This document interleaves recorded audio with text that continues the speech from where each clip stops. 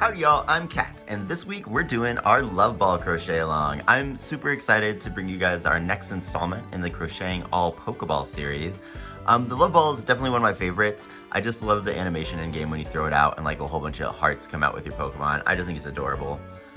Difficulty-wise, we're looking at probably like upper beginner, lower intermediate. We're gonna be doing a lot of slip stitches in this pattern, and as such, having some like good tension control is gonna be pretty important. But let's move on to materials. Yarn-wise, I'm gonna be using Drops Paris, which is a cotton weight yarn in the color Off-White and the color Cherry Blossom. And then I'm also gonna be using Yarnsmiths cotton Aran weight in the colors Bubblegum and Black. I'm running low on this bad boy. Now, notion-wise, you could use whatever yarn, fiber type, or weight that you prefer. They should all work with this pattern. Notions-wise, I'm using a 3mm crochet hook. If you're using different yarn than me, you're just gonna wanna make sure that you use a crochet hook that's 2mm smaller than what is recommended for your yarn. Then we're also going to need some stitch markers, just a couple this time. It's not gonna be like the dust ball where we use like 25. And then we'll need some darning needles and some sewing pins that are trying to get me, just for when we put the button on. Then finally, we'll need some snips and some stuffing. That's gonna be it for the materials, but just some quick announcements. If you'd like the written version of this pattern, it's gonna be on my Etsy on sale until June 7th for 25% off, so it'll be like, what is that, $1.50? Also, please comment, like, subscribe. If you make this, please tag me in your socials. I'd love to see what you made. My goal this year is to get to 1,000 subscribers, and I couldn't reach that goal without you, so every little bit helps. Finally, I filmed this over the course of like a couple of days, so I try to keep all the color grading perfect, but if the colors kind of look a little bit weird, that's why. And then one final thing, as you can see, I have some band-aids on right now, and there's gonna be like an assortment of band-aids being worn throughout the crochet along. I don't know what is going on, but I don't think I'm being highly favored by the kitchen gods at the moment, and I'm experiencing their wrath. So no worries, I'm not being abused. I'm just not as blessed or highly favored, I suppose. But let's go ahead and jump into the pattern by starting with our little heart. See you there. So the first piece that we're gonna make is gonna be the heart. And to start off, we're gonna be using the cherry blossom colored yarn for like the main part of the heart. And then we're gonna be using the off-white to do the little stripe down the center. So let's get started. Now the heart's like fairly simple. We're going to be working in rounds around a chain. There's like a couple of interesting stitches that we're gonna do, but pretty standard. So let's start with a slip knot on our hook.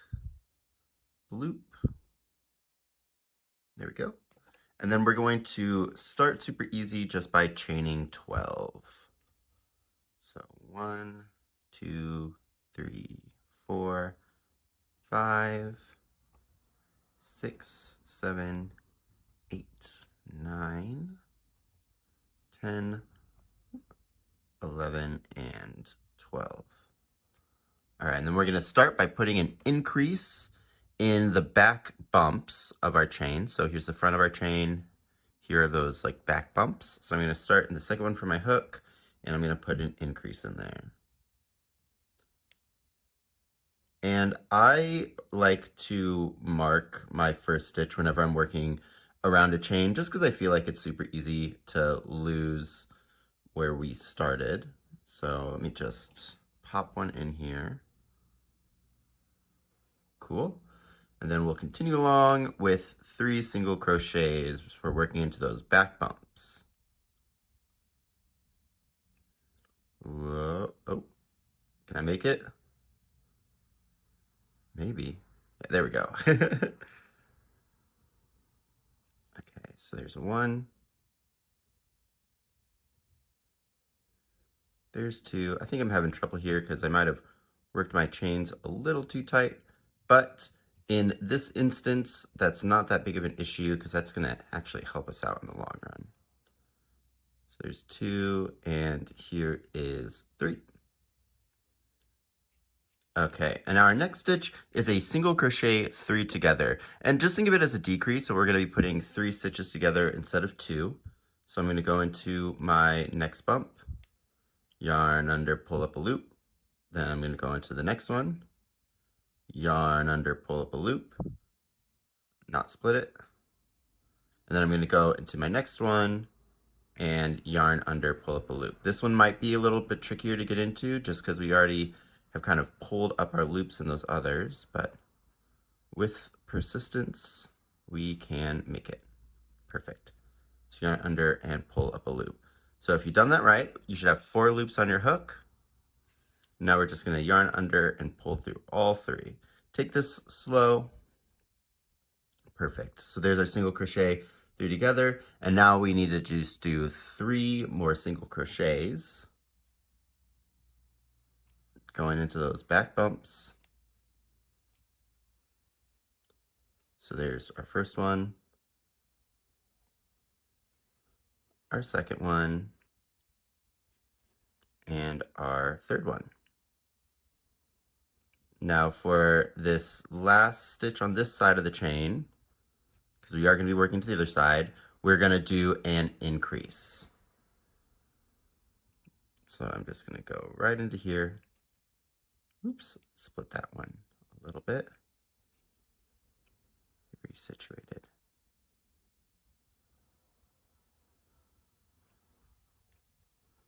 Get into there. I think also I'm like floating my hands, so trying to do it on camera. There we go. So I'm in that last bump, and I'm just going to work an increase. So there's my first single crochet and my second single crochet. Now we're going to continue to work around the chain. So now when we look at our chain, we have our stitch we just did. Here is that starting tail from the slip knot. And then if we kind of pull this out of the way and look on this back side, we still have like the chain looking parts of our chain. So we're going to work underneath both loops of these for our next stitches. So we're going to start off by just doing 5 single crochets. So I'm going to pull this out of the way, my tail. We can see that first stitch right there. I'm going to go into there. See that? And I'm going to work my increase. Now I like to do invisible increases. So we're doing 5 single crochets. So we're just going to do a single crochet into here. It's also going to be the stitch that we just worked into. If that helps you kind of find it easier. So I'm going to do my first single crochet. And then I kind of just like to pull this tail to make sure that the slip knot is in the back. So there's one. Now this jump can kind of be tricky. It looks like we should go into there, but we already worked in that one. So we're going to go into here. So our next stitch over. There's 2. And 3. Oop. Then 4.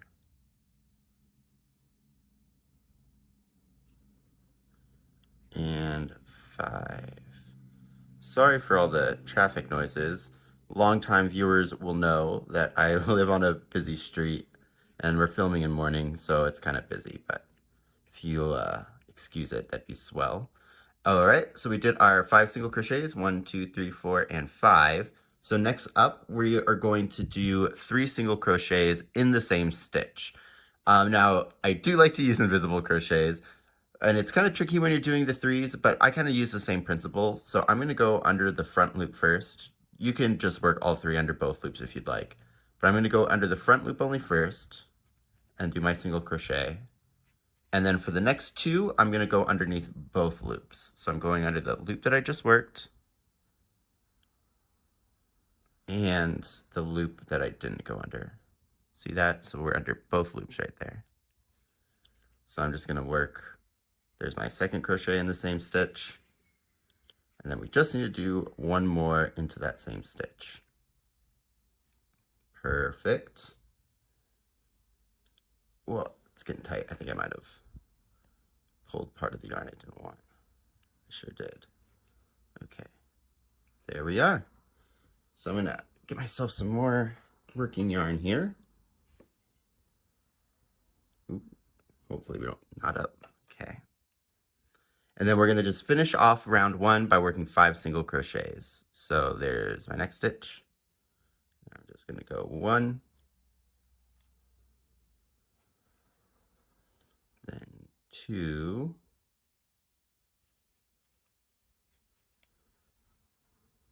3,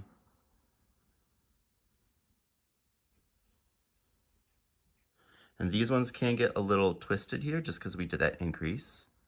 But if we just hold it flat, we can see there's 4.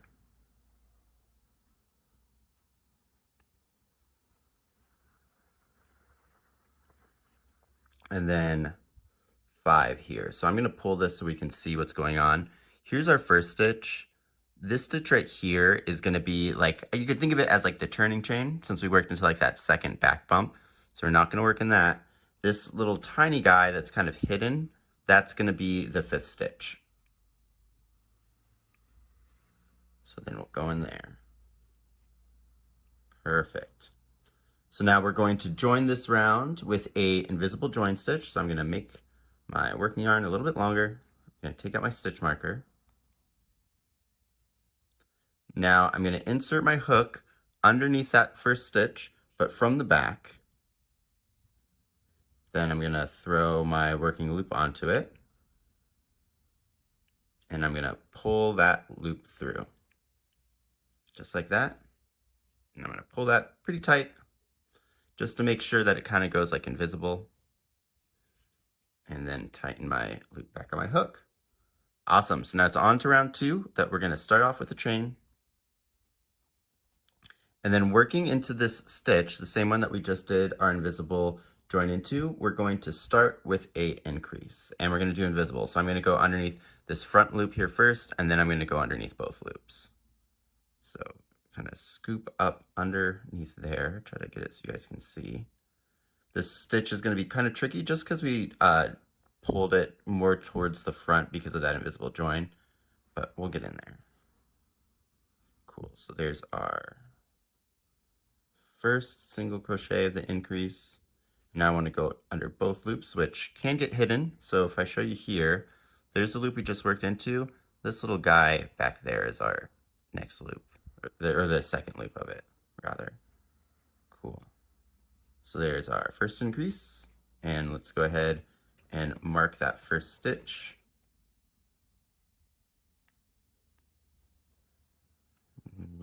Oh, just hit the camera. There we go. Now we'll work another increase in our next stitch. Again, if you don't like doing invisible increases, no problem. Just do your regular increases. You will be fine here. All right, now we need 2 single crochets. That hair off of there. So there's, ooh, the tail. There's single crochet number 1, and then single crochet number 2. Now, the next stitch that we're going to work is a decrease, but we want to skip the stitch of our single crochet 3 together. So I'm going to go under the front loop of my next stitch, then I'm going to skip this, and then I'm going to go into the front loop of the stitch over there. So here we go, and here we go. And notice how I skipped that stitch. That's how you do it if you do the invisible style like I would. If you're going to be doing it with your standard increase or decrease style, you'll pull up a loop in this stitch, you'll skip this one, and then you'll pull up a loop in that stitch. So I'm gonna go,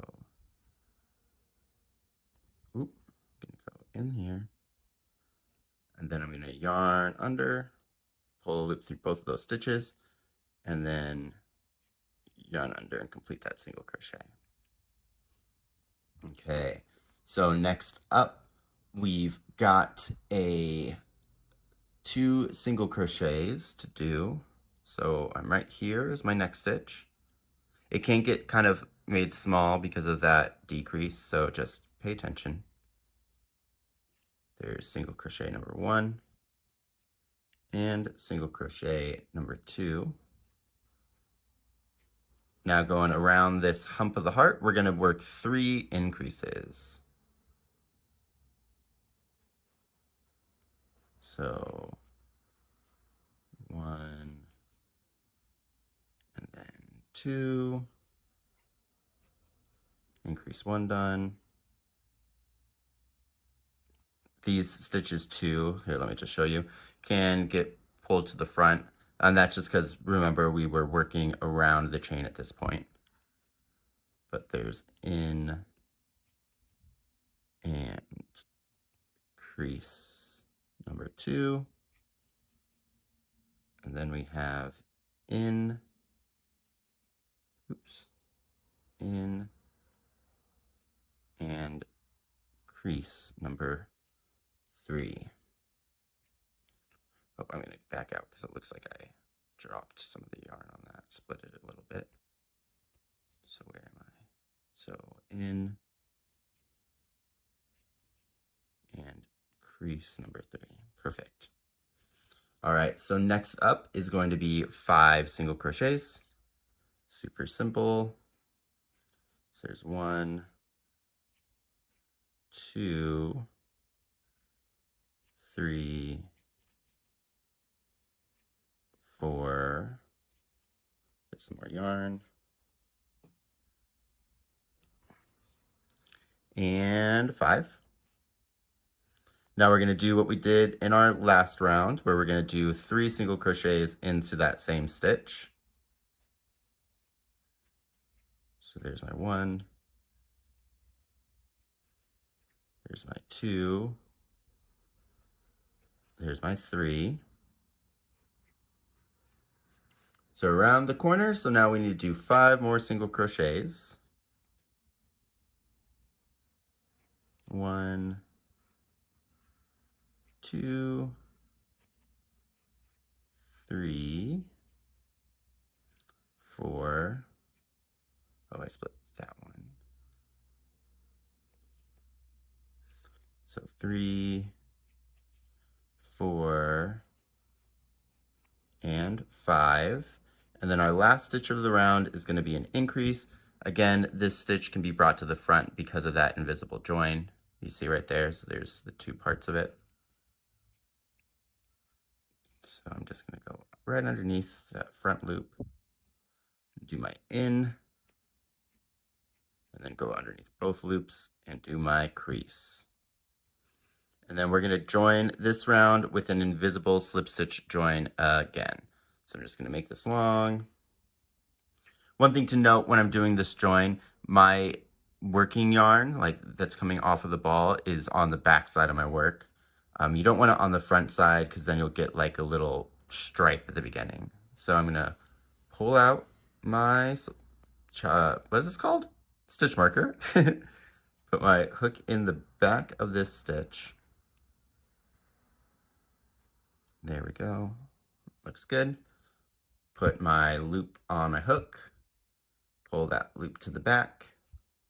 And then tighten everything up nice.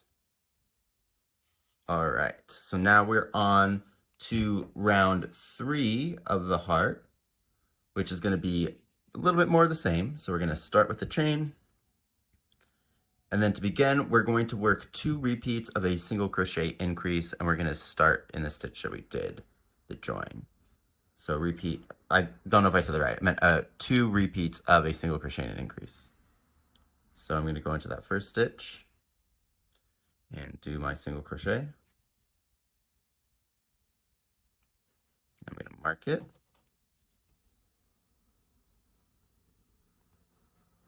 Oop. There we go. So single crochet, and then our next stitch is an increase. So there's 1 of our repeats done. Then single crochet and an increase. That's the second of our repeats done. Now I'm going to do a single crochet in the next stitch. The tail's getting in the way. And then we're going to do that decrease again where we skip over that stitch in the middle. So I'm going to join this stitch right here to that stitch right there, skipping over the one in the middle. So I'm going to go in there, then I'm going to immediately pick up my other one and do my decrease. Perfect. Now, continuing on, we're going to do a single crochet in our next stitch. Remember, it can get pulled a little bit smaller.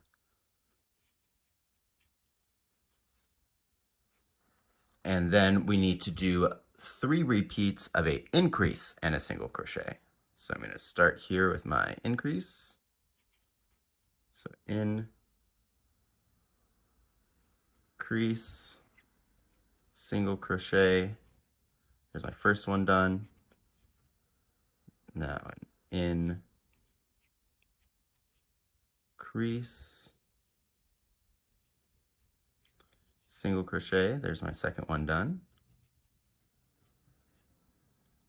And a increase with my single crochet. So there is the third one done. Then let's load up on yarn just a little bit more. We're almost to the end of the heart here. Okay, so now we have 5 single crochets. This is going to look pretty similar so far. So 1, 2, 3, 4, 5. And then next up, we're going to work 3 slip stitches. Now we want to put these slip stitches underneath both loops, and we don't want to pull these tight. We want them to be the same size as the rest of the stitches. So I'm just going to pull under and do my slip stitch.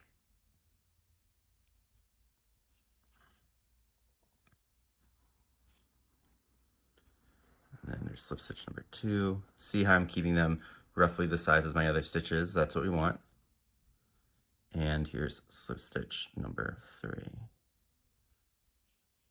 So for later, we're going to want to mark that second slip stitch that we did, the middle one. So I'm just going to put a slip or a stitch marker in there.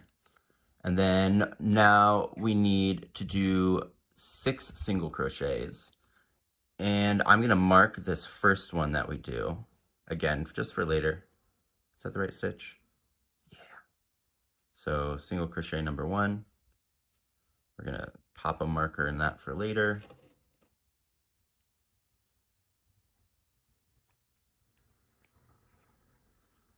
Okay, single crochet number 2, 3,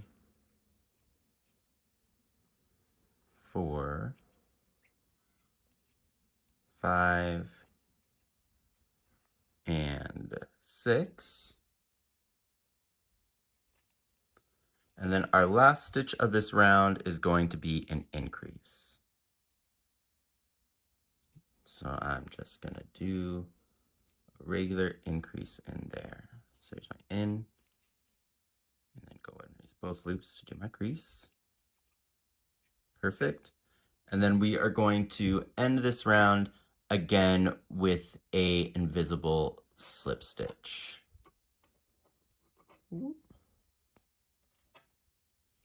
So I'm just going to pull this along, working yarn at the back, put my hook through that first stitch of the round. Notice how it does kind of seem like it's angled down a little bit and not in line. Good way to help kind of identify which one's the right one, in case you lose it. So then I just pulled my loop through, and I'm going to pull this so that my stitch becomes invisible, and pull on my working yarn, and pull those a little tight. We still want them pretty flat though. Okay, so now I'm just going to chain to lock this in place, pull up my yarn, and we can give this a good little snip. Oh, now the dogs are going crazy. Busy morning out here. Okay. So I'm pulling that tight. And we really want this stitch to stay closed, kind of like that. It's just going to help us in the future when we're attaching the heart to the actual body of the ball. So I am just going to tack this tail down a little bit. Normally, viewers will know, especially in this Pokeball pattern series, I don't really tend to put my sew my tails in on these projects, unless I always advise if you're going to heavily play with it to do it. But in this instance, because we really need that stitch to stay the way that it is, like, do you see, like here we've got 1, 1, and then that little thing right there is our join. We really want that join to stay there and not move. So we are just gonna, I'm just gonna tack it down through like underneath 1 or 2 stitches. Nothing major, but that's just gonna help us make sure that that stays where we want. So then I'm gonna just go and almost even like knot it around a stitch that I already went through. Again, nothing major. Cool. So that is our heart done. Now, don't worry about this over here because that's going to get covered. And next we're going to put the stripe on, but I would suggest, if you're into it, or if you have the means to, is to give this a quick little steam block. So what I'm going to do is I'm going to put my iron on. I'm going to make sure that the wrong side is facing up, just so I don't like damage the front. And I'm just going to hit it with some steam and press it flat. That's just going to make sure that all the stitches are kind of like groovy and chilled out where they want to be. And then we'll come back and we'll put in our little stripe. Okie dokie. Okay, so I'm back from that steam blocking, and as you can see, the heart's lying a lot flatter now, which is kind of what we want. It just is a nice little finishing technique that kind of elevates the stuff you're doing and can kind of, in all honesty, also work out some kinks. But let's go ahead and get going on this stripe. Now, the stripe is going to be done by working surface crochet, surface slip stitches along the front face of our heart, but there's very specific stitches that we're going to want to go into. And those are going to be the like skipped stitches when we did our decrease. Now it can be kind of tricky to find them, so let me show you. If we look at the top of our heart, this dip right here is going to be our decrease stitch. And if I follow that down, focus, see how I have this stitch going into here? That's going to be the first part of our decrease. This loop over here that's almost horizontal is that second part of our decrease. And this little guy right here is going to be the stitch that we skipped. So to begin, we're going to put our hook into there, and I want to make sure I go underneath both loops of that skipped stitch. And it's almost easier to see it from the back here, right? So we have those 2 loops right in between there. Here's the top loop of this stitch that we skipped, this one right here. So from the front, again, if I follow this down, I've got what looks like almost like a stitch going straight down. That's going to the first loop of our decrease. Over here, that's going to be our skip stitch. And if I follow it to the back, oh, went a little high that time. There's the second loop of my decrease. Now going underneath both of those loops is just going to kind of help make sure that we can maintain like a straight line. It's just going to help it structurally. Now the second place that we're going to want to go to is going to be the same thing. So I follow this down. Here's my skip stitch right here, right? Because I know this leg is going to the stitch that I worked. So my second slip stitch, or I guess my first slip stitch, is going to go into there and come out in between those 2. So it's going underneath both loops. Cool? Cool. Just wanted to get some visuals before we actually go ahead and do it, just because I know that I've got some big old man hands and they could potentially get in the way. So let's go ahead and get our hook from the front of our heart inserted in the right spot. So I'm following that down. There's my skip stitch. I'm going to go into there and make sure I come in the middle of both of those. And I'm going to go ahead and pull up a loop of my off-white yarn. All right, so now we're sorted. Now I'm going to my next stitch. So if I follow that down, there's the first stitch that I used. Oh, let me use this. So if I follow this down, loop, there's the first stitch of my decrease. So I know that little guy right there is going to be my skip stitch. So I'm going to aim my hook to go into there, underneath that one, and then pop up in the back. Oops, where are we? There we go. Okay. So I'm going to go underneath there, then pop up in the back between there. Right, yeah, there we go. Get my yarn back. Now the reason that we're going into these specific stitches is it's going to help our stripe stay straight, right? Because we're going through like down through like the middle of where we already worked. Okay, so now the next stitch that we're working to, if we can look here, here's where we did our first 3 single crochets together. Can you see how there is like stitch here, stitch here, stitch here? Those are those 3 loops that we pulled up. So our next stitch wants to go into the middle of those. So we're going to go right into that stitch where this loop is coming out of. So right into there. And we're going to pull up a loop and slip stitch. Now, I want these slip stitches to all be about the same size. We can adjust that first one by pulling on this tail a little bit. All right, so now our next slip stitch is going to go into the stitch that we did our 3 increases in, which can be a little bit trickier to see, but it's this guy right here. It should be directly below where we already are, but you can kind of see those stitches kind of fanning out. Right, do you see that like down there? 1, 2, 3 fanning out from this stitch right there. So we're going to go into there, and I'm going to slip stitch, and I'm going to pull that up. And there we go. So I'm going to pull this long, and then we'll take a peek before we cut. So do you see that? We've got a nice straight line going down the middle of our heart. I think that looks good. If yours doesn't look as perfect as you'd like it, just undo it and then go through that process again until you get something that looks nice and straight. Notice that my slip stitches are about the size of the row that they're spanning. We're not having any curling from the heart. That's going to be important. We want them to just lie there flat. So once everything looks good, let's go ahead and cut our working yarn. And then to secure this bad boy down, what we're going to do is I'm going to take this tail and I'm going to thread it, and we're going to bring it to the back by just going into that same stitch that we just worked into. So get these stitch markers out of the way. So there's the loop of my slip stitch, right? I'm going to go over that loop. So I'm going over it like that. And I'm just going to go directly down into that stitch that I just worked and pull this to the back. There we go. So we've got it kind of tacked down there. And then this is kind of like the same story as the heart. These could have a tendency to move a little bit easier because again, they're just slip stitches. So I'm just going to go ahead and tack this down just underneath like a stitch or 2. Nothing major.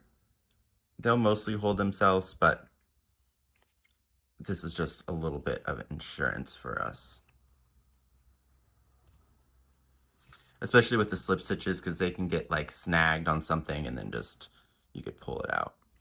Now I'm going to also tack down this tail. I cut it, it's kind of short for me, so I'm just going to do the cheat method where I'm going to put my needle underneath a few stitches first.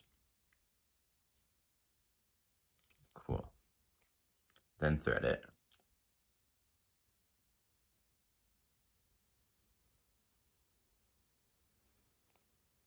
Bloop, bloop, bloop.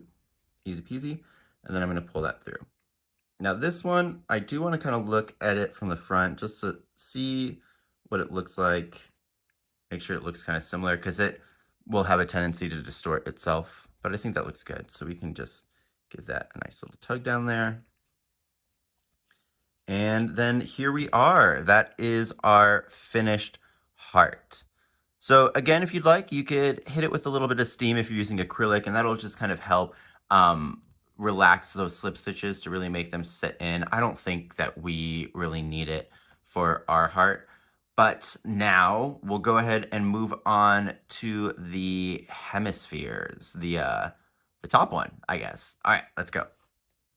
Top hemisphere time. The top hemisphere is going to be made completely in this bubblegum colored yarn, and it's going to be fairly simple. We're just going to be making a sphere, but there are going to be some like chains in between some of our stitches. So just, I guess, heads up for that. And because of that, if I get like quiet, that's because I'm reading the pattern off screen just to make sure that we don't mess up anything. So for round 1, gonna start pretty normal with a magic ring with 6 single crochets in it. So we'll get that going. Whoop. So there's 1, 2, 3, 4, 5, and 6. So let's tighten that bad boy up. And these are going to be joined rounds. So we're going to join this round with a slip stitch in the first stitch. And I just like to count backwards to find it. So 1, 2, 3, 4, 5, and there's 6. So I'll just go in there and then do my slip stitch to join it. We want to make sure these joins are pretty tight. Round 2 is going to be standard for a sphere. So I'm just going to chain 1 to start. And then working into the stitch that I just did my join into, I'm going to do an increase and then increase in each stitch around. As always, I'm going to do a invisible for all of mine, but you do not need to. So there's in and crease 1, then in and crease 2,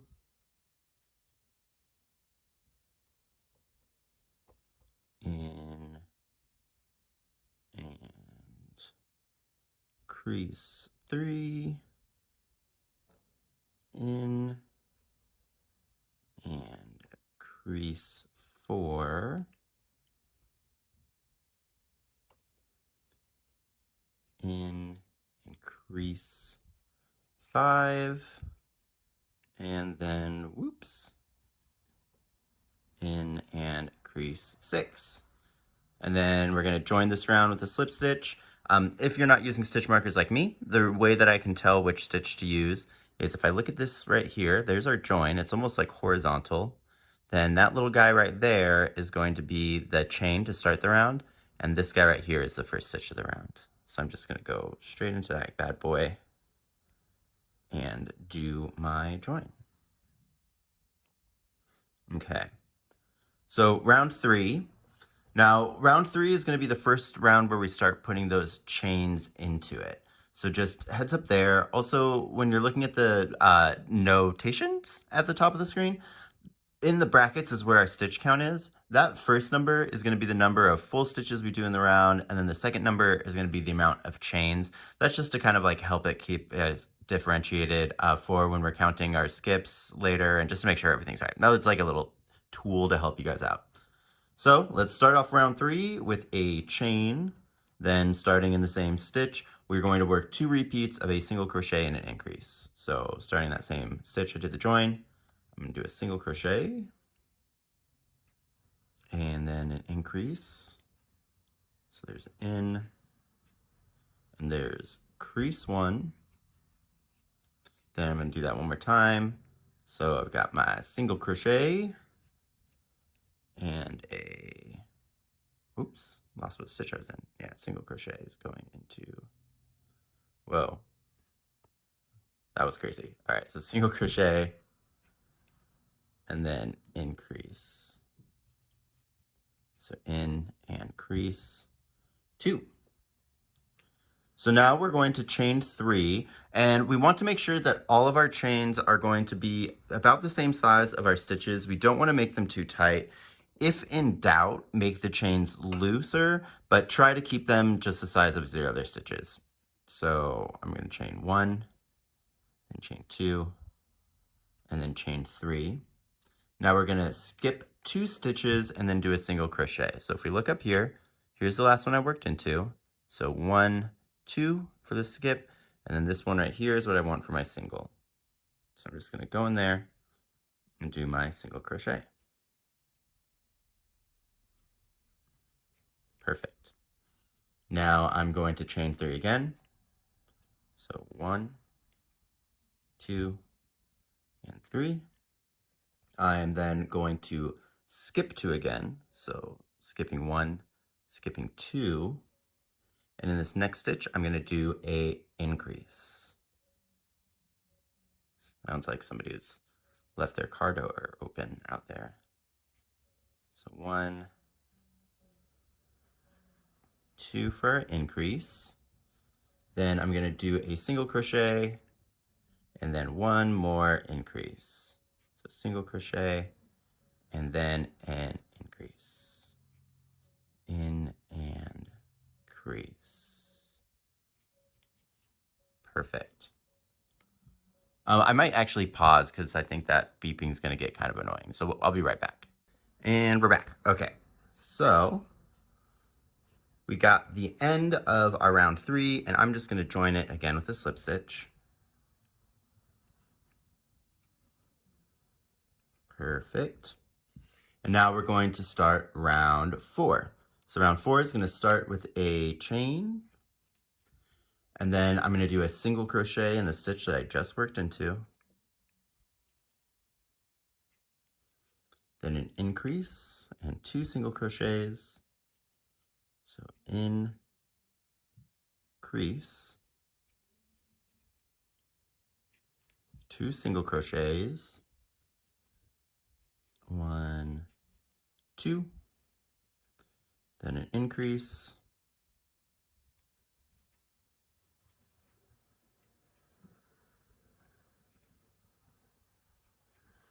and then a single crochet.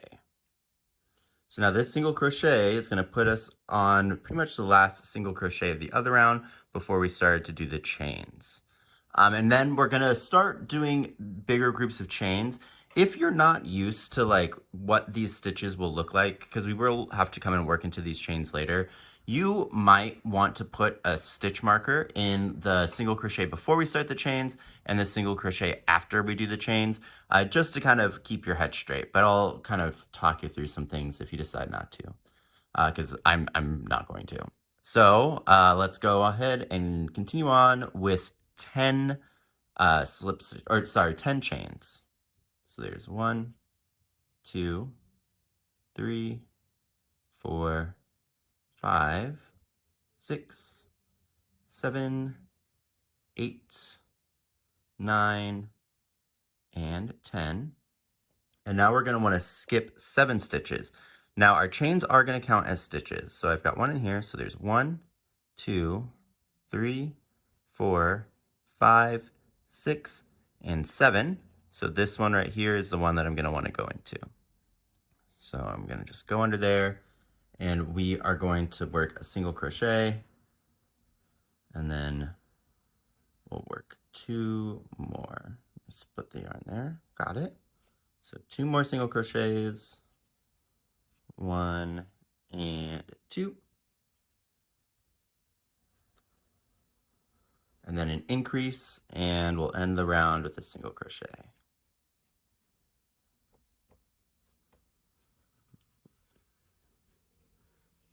And then we end the round with a single crochet. Perfect.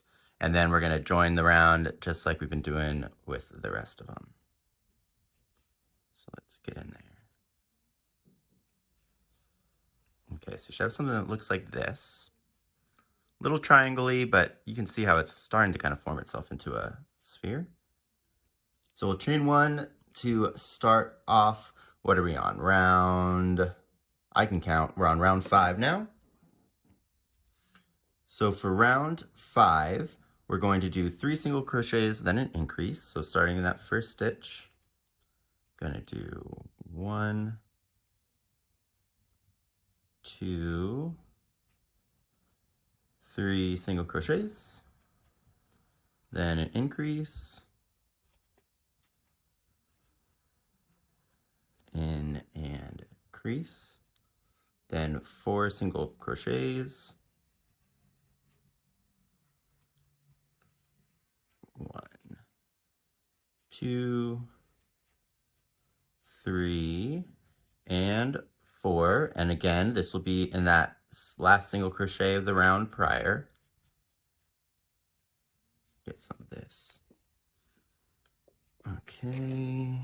Bloop, bloop, bloop, bloop, bloop, bloop, bloop, bloop, bloop. All right. So now we're going to need to do 13 chains. So 1, 2, 3, 4, 5, 6, 7, 8, 9, 10, 11, 12, and 13. So we have our 13 chains. Now we're going to skip 10 and do a single crochet. So again, our chains are going to count. So if I look over here, we're going to this. So I'm going to skip 10. So there's 1, 2, 3, 4, 5, 6, 7, 8, 9, and 10. So I'm going to go right into here, which again should be the single crochet from the last round. One thing that can happen that hasn't happened to us yet, but probably will soon, is that last chain, like let's see, that last chain, I can't really have an example, but it can get distorted and look kind of small or not look exactly like a chain. So just be aware of that for when you're counting to skip them and whatnot. Okie dokie. So I did my single crochet. Now we need to do an increase.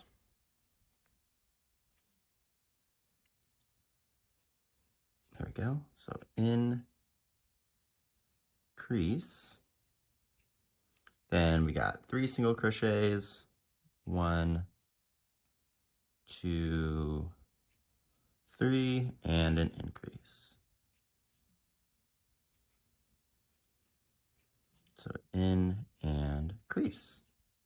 Perfect. So we'll join up this round again. And it's time to move on to round number 6. So we're gonna chain to lock it in place. And round number 6 is going to start with 2 single crochets. Remember, we start in the same stitch we joined in. So there's 1, 2 single crochets, then an increase,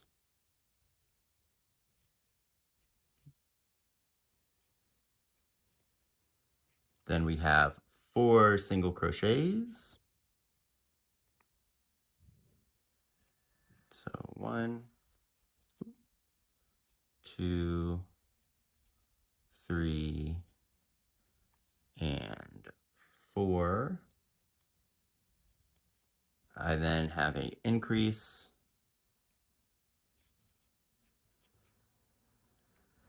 and a single crochet, which should be in that single crochet before the chains. Perfect. So next we're going to chain 16. So 1, 2, 3, 4, 5, 6, 7, 8, 9, 10, 11, 12, 13, 14, 15, and 16. And we're going to skip 13 stitches. Now this is where things can kind of start to get wild just because we got some big chains here. But if we look, I can see I worked into that one. So 1, 2, 3, 4, 5, 6, 7, 8, 9, 10, 11, 12. And here's where I'm talking. So do you see that it looks kind of funky? If I pull it, it kind of goes back into shape, but not 100%. But that's still a stitch. So there's 13. And again, we're going to be working into the single crochet that we just did. Or the first one that connected back to the round is where our first single crochet is. So single crochet in there, and then we'll need 4 more.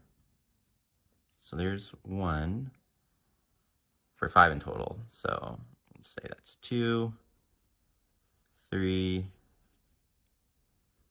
4, and 5.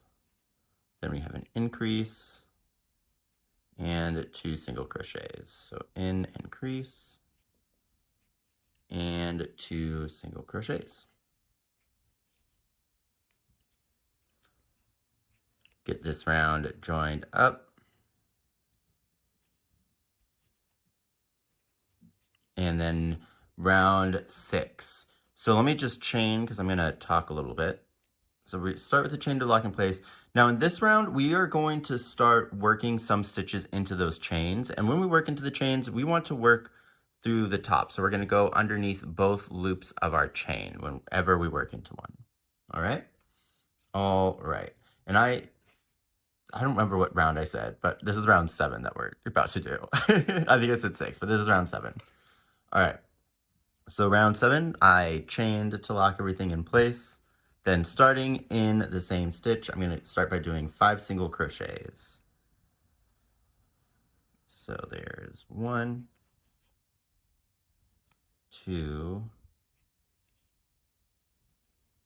3, 4, 5. Then I need to do a increase, in and crease. And now I have 5 more single crochets. So 1, 2, 3, 4, and 5. And now we'll do a single crochet in this first chain here. So this first chain is going to look a little bit different. There's the top loops for it. When I pull it, do you see that little bump right there? That's actually going to be like the space that we go into. So if I just kind of go in there, then you can see how here at the top, I've got both loops on, and behind I just have like essentially the back bump. But that's going to be my first single crochet into that chain. Perfect. Now we're going to chain 17. So there's 1, 2, 3, 4, 5. Need more yarn.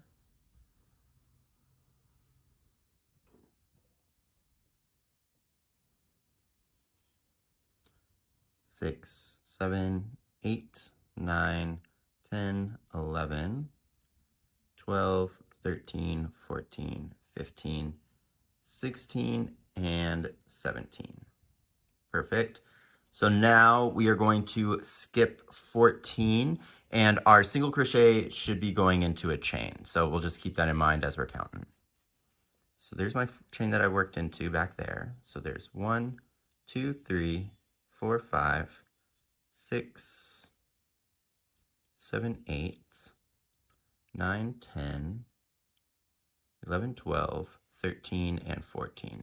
So this is what I mean when the chains get wonky. So this little mess right there is what we're going to work into. So if I kind of straighten this out, we can see that both of these loops are part of that 14th chain. So the loops that I want to go under is that one and then this little weird looking guy right there. Can you guys see that if I hold it up close? So there's that loop is part of the old chain, right? The one that we're skipping. And that small one at the bottom, and then this one at the top are the 2 loops I'm trying to work into. Now this is going to be difficult, and one thing that actually might help in this instance is if we first kind of take a needle, our darning needle, and kind of work underneath both of those loops that we need to try to pull them into shape where we want them. So there's that one. Then I've got like this little bump here that I'm trying to work around to get underneath the other one. Cool. So I'm just going to kind of wiggle it around, really kind of elongate that stitch. And do you see how it messed up the one we're skipping? That's fine because we're skipping it, and then it'll be easier for us to work into. So there we go. There we are. So no stress getting into there. Cool. So that's just going to be a single crochet. Now I need to work 2 more single crochets, and you can see that this next stitch I need to work into kind of looks like it got smaller, so don't miss it. But there's 1. So there's the one that I did after the connecting, and there's the second one I've done after the connecting. Now I work an increase. So there's an in, and there's a crease. Now 5 single crochets. 1, 2, 3, 4, and 5, and then we're going to end by working an increase. So there's my in, there's my crease, and then join the round. Oops. There we go. All right, so let's move on to round 8. So I'm going to start by chaining, unsurprisingly, And we're going to do 3 single crochets. So starting in the same stitch, I have 1, 2, 3. Then we have an increase. So in and crease. Then 6 single crochets. 1, 2, 3, 4, 5, and 6. Then an increase again. So there's my in. Here's my crease. Now I'm going to work 2 single crochets and then a single crochet in the chain. So 1 single crochet, 2 single crochets. This should be the single crochet in that last single crochet of the previous round. And now I'm going to put 1 into the chain. So I can see there's the top of my chain. Here's the back bump of it. I want to go into that space right there. So I'm going to kind of wiggle my way in. So I'm underneath that bottom bump. I got those 2 loops on my hook, and I'm going to work my single crochet. Maybe. And these chains can be a little bit difficult to work into, but you know, just wiggle your way. Cool, cool. So now we need to chain 17 stitches. So 1, 2, 3, 4, 5, 6, 7, 8, 9, 10, 11, 12, 13, 14, 15, 16, 17. And then we're going to skip 15 stitches, and our first single crochet is going to be in that chain. So let's look over here. There's my first stitch right here. So 1, 2, 3, 4, 5, 6, 7, 8, 9, 10, 11, 12, 13, 14, 15. And then we got that wonky guy. So let's pull to make it look nice. And then we can see here again where our stitch is. So there's the bump, the back bump. Here's the back loop. Here's the front loop, and there's that weird little node. So let's open that up. I'm gonna go over the front and work my way over that node to get underneath the stitch. Cool. And then I'm just going like back and forth to kind of open it up. Sweet. So go ahead and work our single crochet into there. I think especially when you're doing kind of like more intermediate to like advanced crochet, it's always really, really nice just to have some sort of tutor to help open up your stitches that you need to get into, because they can get distorted or look weird even when you're doing everything right. So we're putting a single crochet into there.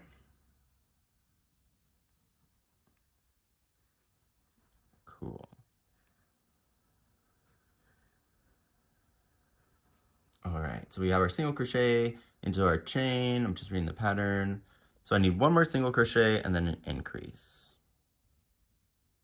So single crochet and an increase. So there's in, oops, I split that, no, okay. In and a crease. Then we have 6 single crochets.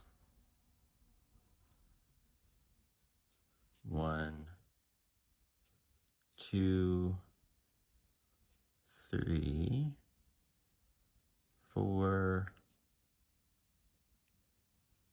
5, and 6. Then an increase, and crease, and then 3 single crochets.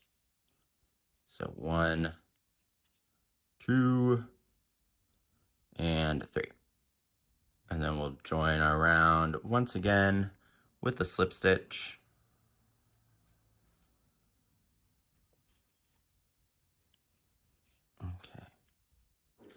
And that is the end of round 8. We're almost there. So let's chain 1 and begin round 9 with 16 single crochets. So I'm starting in the join. We're just going to do 16. So there's 1, 2, 3, 4, oops, split that one, 4, 5, 6, 7, 8, 9, 10, 11, get some more yarn, 12, 13, 14, 15, and 16 will be our last single crochet from that first round. And now we're going to work 4 single crochets that are going to go into our chains. So more of this. So I'm going to go into that first one. There we go. So there's my first one into a chain. Now I'm going to go to my next chain. There it is from the top. You can kind of use like these back bumps to kind of guide you as well, like going along there. And remember, we want to go through both loops of that chain. Nice. So there's 2.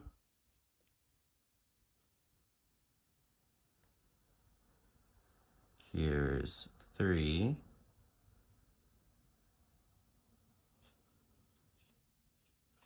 And then 4.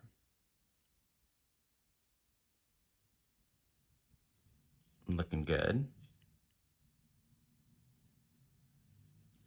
Now we want to put a slip stitch into this next chain. Now it's going to be really important that we make sure that this slip stitch is the same size of our other stitches, because it can really kind of distort the overall shape. So I'm going underneath both loops, then I'm coming in and I'm doing a slip stitch. I'm even going to kick my hook back a little just to make sure that we're the right size, even with that yarn split. But that looks good right there, right? That's about the same size as that. So we are good, and it is time for us to chain 7. So 1, 2, 3, 4, 5, 6, and 7. Now we're going to skip 7 and then slip stitch into the chain. So I can see that I worked into this one. So here's our next one. 1, 2, 3, 4, 5, 6, and 7. So this next one right there that's kind of bouncing, I want to do my slip stitch. Same thing as before. We really want this slip stitch to be the same size as our other stitches.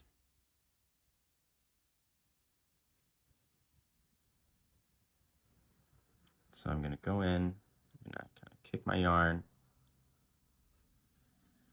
oop, drop some of it.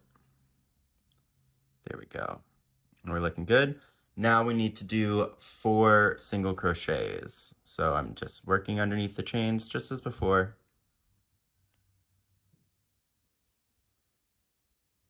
There's my 1. And then here's my 2.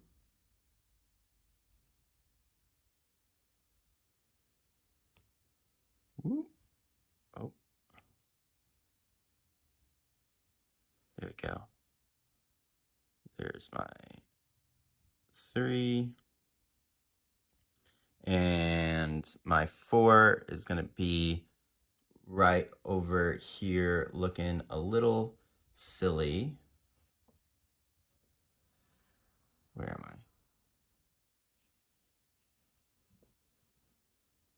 Oh wait, I think I might have miscounted. How many did I skip? I skipped 1, 2, 3, 4, 5. Oops. I skipped 1, 2, 3, 4, 5, 6, 7, slip stitch 1, and then, oh, so I just can't count in general. So there's my slip stitch. So there's 1 single crochet, there's 2 single crochets. This is my 3rd one.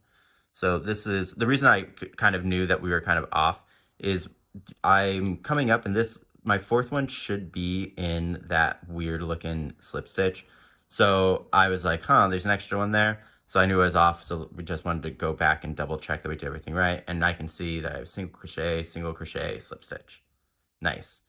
Correcting ourselves in real time so you can kind of be better at it. So let's look at these last slip stitches we have to work into. This guy's super tiny, and then this guy is our wonky looking one. So I think what I'm going to do is I'm going to take my needle and try to open up this tiny one first. Make sure we get in there. Cool.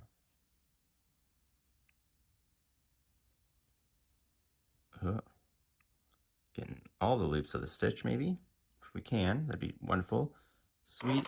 And then I'm going to just wiggle that needle around, really kind of try to open up that stitch for us.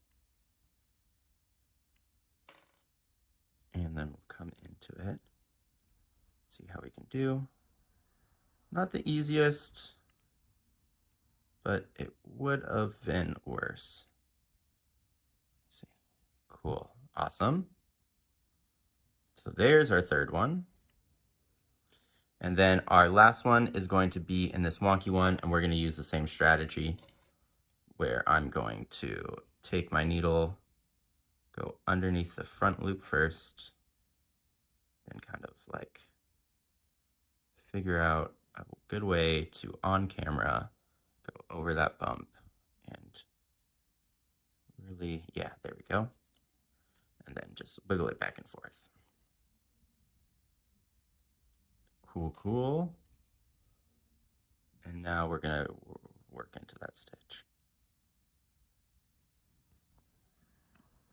I do think that this love ball project is a really good kind of tell for our tension control, because we are going to be needing to make sure our stitches are the same size for our heart as they are for our body, so that it fits in there correctly.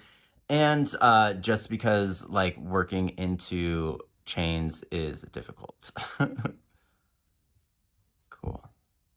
So there you go. There's our 4th single crochet. So we are just going to end the round with 15 single crochets. Now take a look here. Do you see how tiny that single crochet got because we kind of moved our needle around for the chain? So don't miss that one. So I'm going to go underneath that one first. Cool. So there's 1, 2, 3, 4, 5, 6,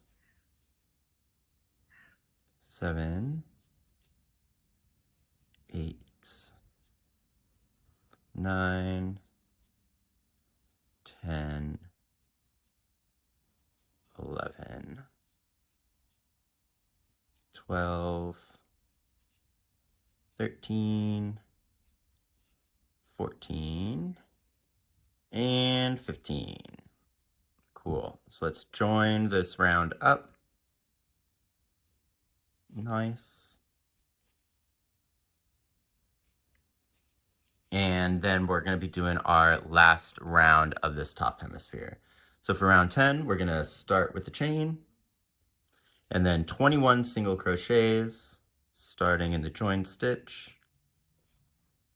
So there's 1, 2, 3, 4,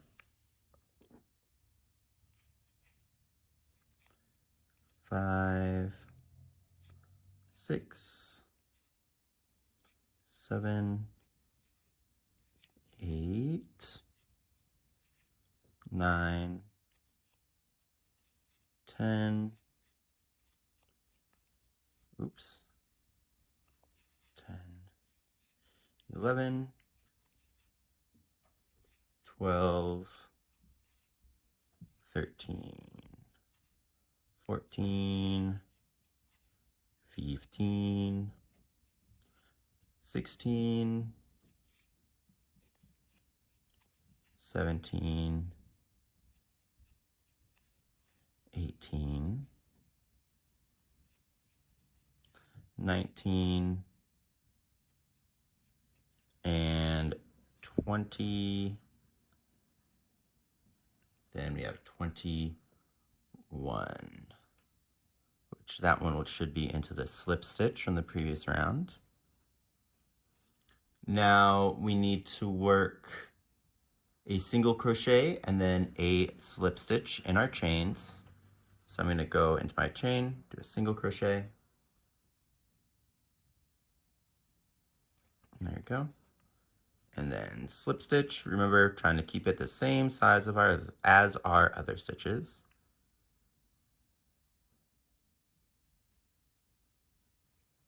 Okay.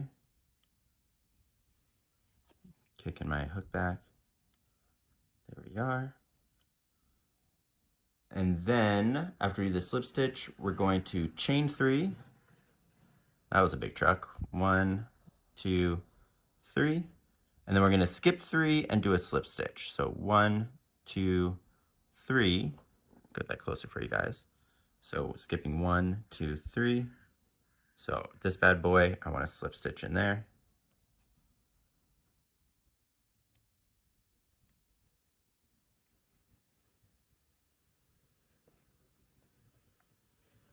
Oh, that's not how you do a slip stitch, is it?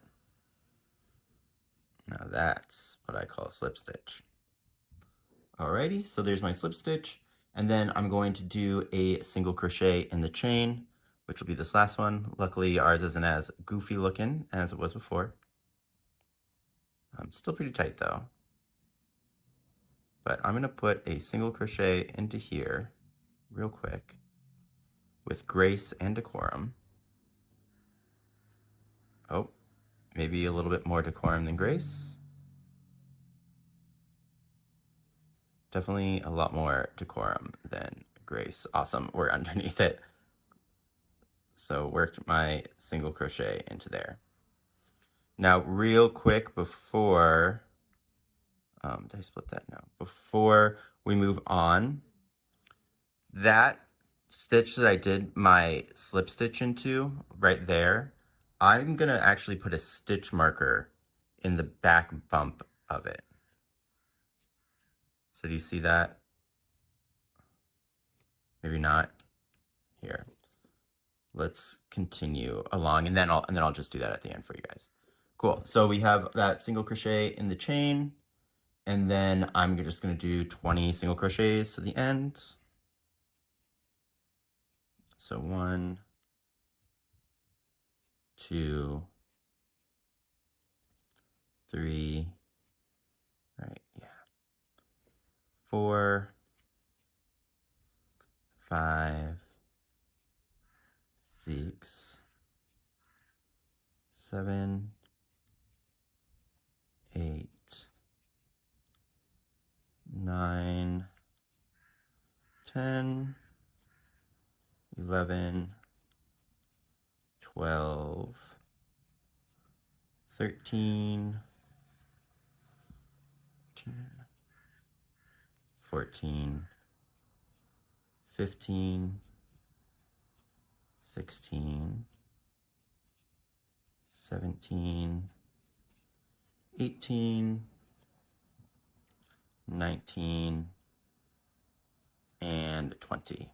So we're going to not join this round with the slip stitch. We're going to do an invisible join. So just for now, cut your yarn, giving you about a 4-inch, I don't remember how many centimeters that is. What is that? That's 10 centimeter tail, and just pull that through the top. And then let's come back down to here where I was showing you.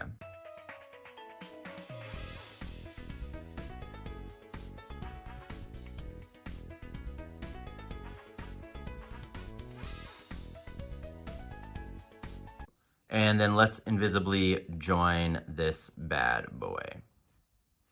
So I'm going to grab my darning needle and I'm going to put this tail on it.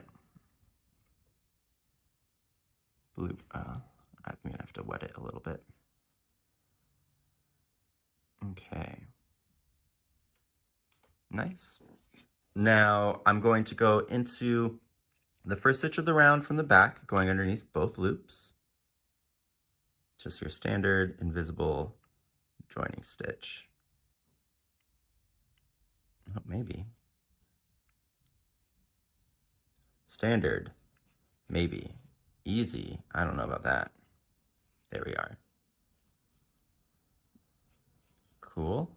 And then I'm going to just go into the top of the loop that this tail is coming out of. Also, it's the last single crochet of the round.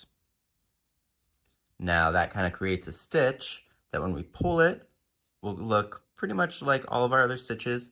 And we just want to pull it until it's about the same size. We're going to be working into it later.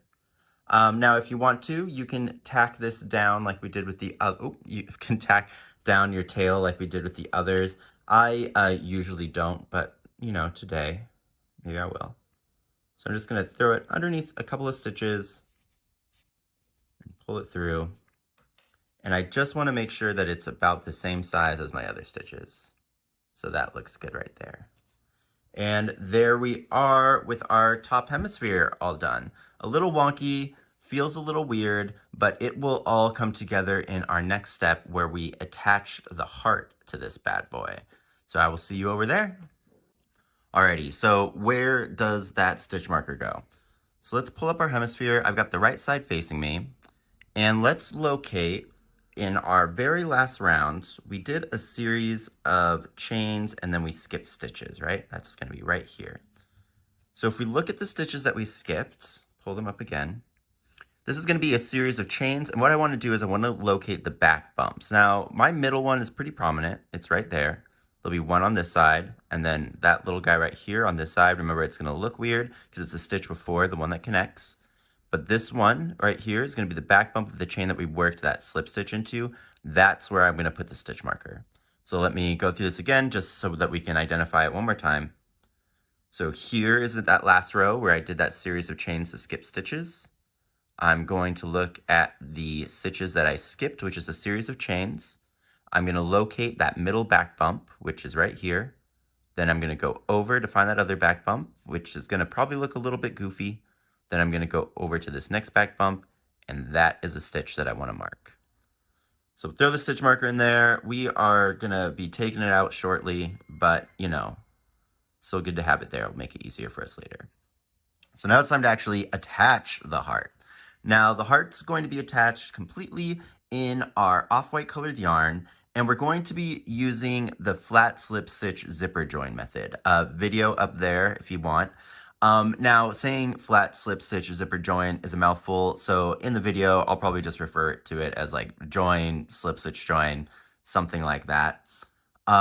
Also, the stitches that we're going to be working into are going to be slightly different than your standard zipper join. In your standard zipper, we would work into the back loops only, which we will do for the heart and for some of the stitches on here. But most of the time, we're going to be working into these back bumps of the chains. So do you see those? Or we're going to be working into, so like where our single crochet connects back, we're going to be working into this side space right here. I'll mention where we're going, but I just kind of want you to have a decent little visual in your mind just so that it's a little bit easier for you to kind of locate. So remember, back bumps of chains. Good example, there's a back bump of a chain, there's a back bump of a chain, or the sides where they connect, side where they connect right there. Also, if I get quiet, this is going to be another one of those instances where we need to be pretty exact, so I'll be just like reading the pattern just slightly off screen for you. But with all that out of the way, let's go ahead and get started with this join. We're going to need a slip knot, and we're going to put it on our hook. Now for this first stitch of the join, we are going to go into our heart side first. So we're going to go into this second marked stitch of the heart. We have this one in the middle, then we'd have one, and then here's our next stitch. So we'll go into that marked stitch, back loop only. And then we're going to go into the back loop, well, not the back loop, actually, the marked stitch of our hemisphere. And remember, whenever we're working into the hemisphere, just because it can get kind of disorienting, we want to work from the outside to the inside. So I want my hook to be going this way through the stitch, not that way through the stitch. So I'll get that stitch marker out of there. And then I'm going to go in to that marked stitch. Okay. So the first stitches of these drawings are always kind of a little cattywampus, but this is kind of how we should have it laid out. Actually, let me get my working yarn in my hand. So I have my working yarn on my hook, I have the back loop of my heart stitch, then I have the marked loop on my hemisphere, and I actually want to have my working yarn underneath both of these. So I'm just going to bring these up like this, and then bring my working yarn under here. I'll get another good kind of picture of the setup. So here's our setup, right? We have loop, working yarn, or I guess slip knot, heart, hemisphere, and then our yarn is underneath in between them. So I'm just going to start by slip stitching all those together. There we go. And you can take those in two parts because it can be a little tricky. And in this section, again, we want to make sure that our slip stitches are the same size as our other stitches. All right. So now stitch number 2, let's get reorganized here, oriented here rather, is going to be in our next back bump of the chain that we've previously worked into. So this stitch right here, I'm going to go into there first. And if need be, this is a good time to pull out our little tutor to kind of help us, open up our stitch to really get in there. Oh,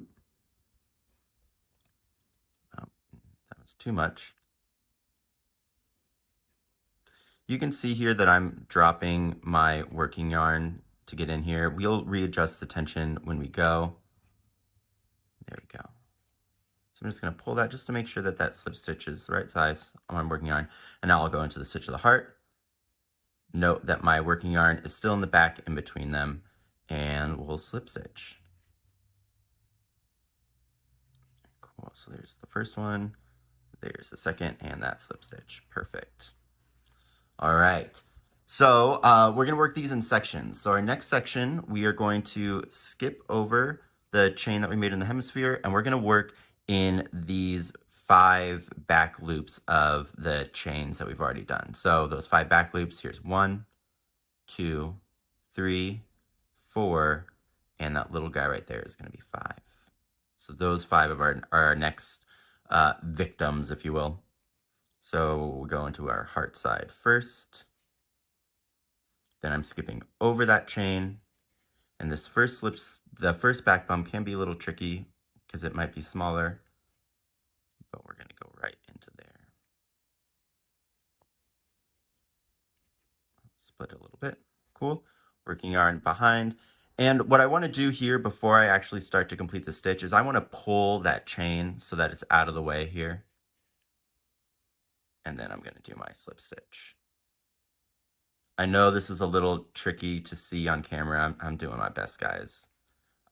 As always, if need be, feel free to leave some questions in the comments and I will address them or point you in the right direction.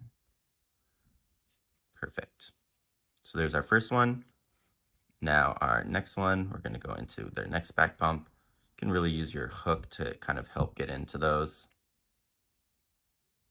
sometimes. And then we also always have that tutor. There we go. So now I'm going into the heart stitch and I'm going to slip stitch those together.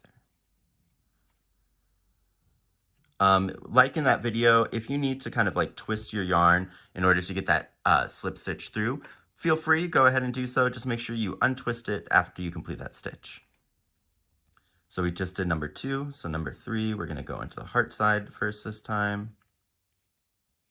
Then I'm going to come over here into this slip stitch. Maybe. Yeah, I think this is a tutor one.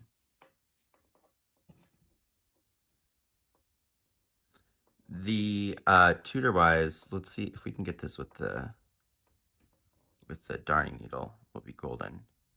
But using a stitch marker is kind of helpful too, because you can get a little bit better purchase to kind of like pull the stitch out sometimes.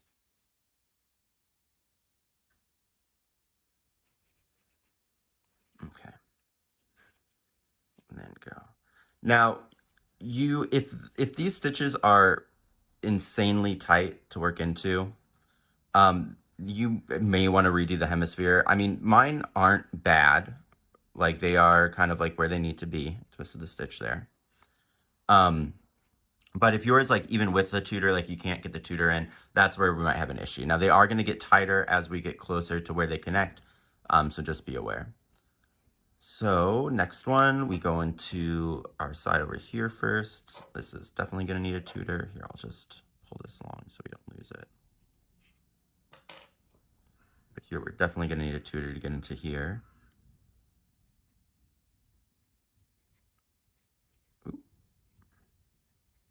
But see how I can just like pull that really tight. I'm going to keep that in there as I reload.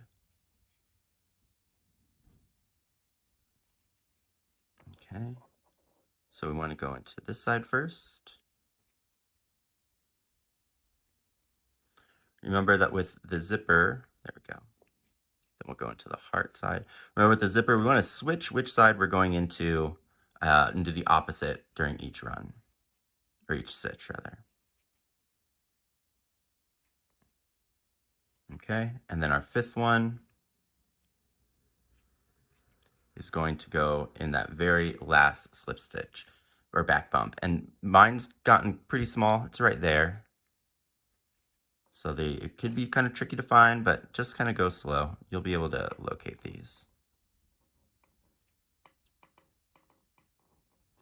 I'm just kind of moving it around to open it up to make it easier for me to get my hook in there.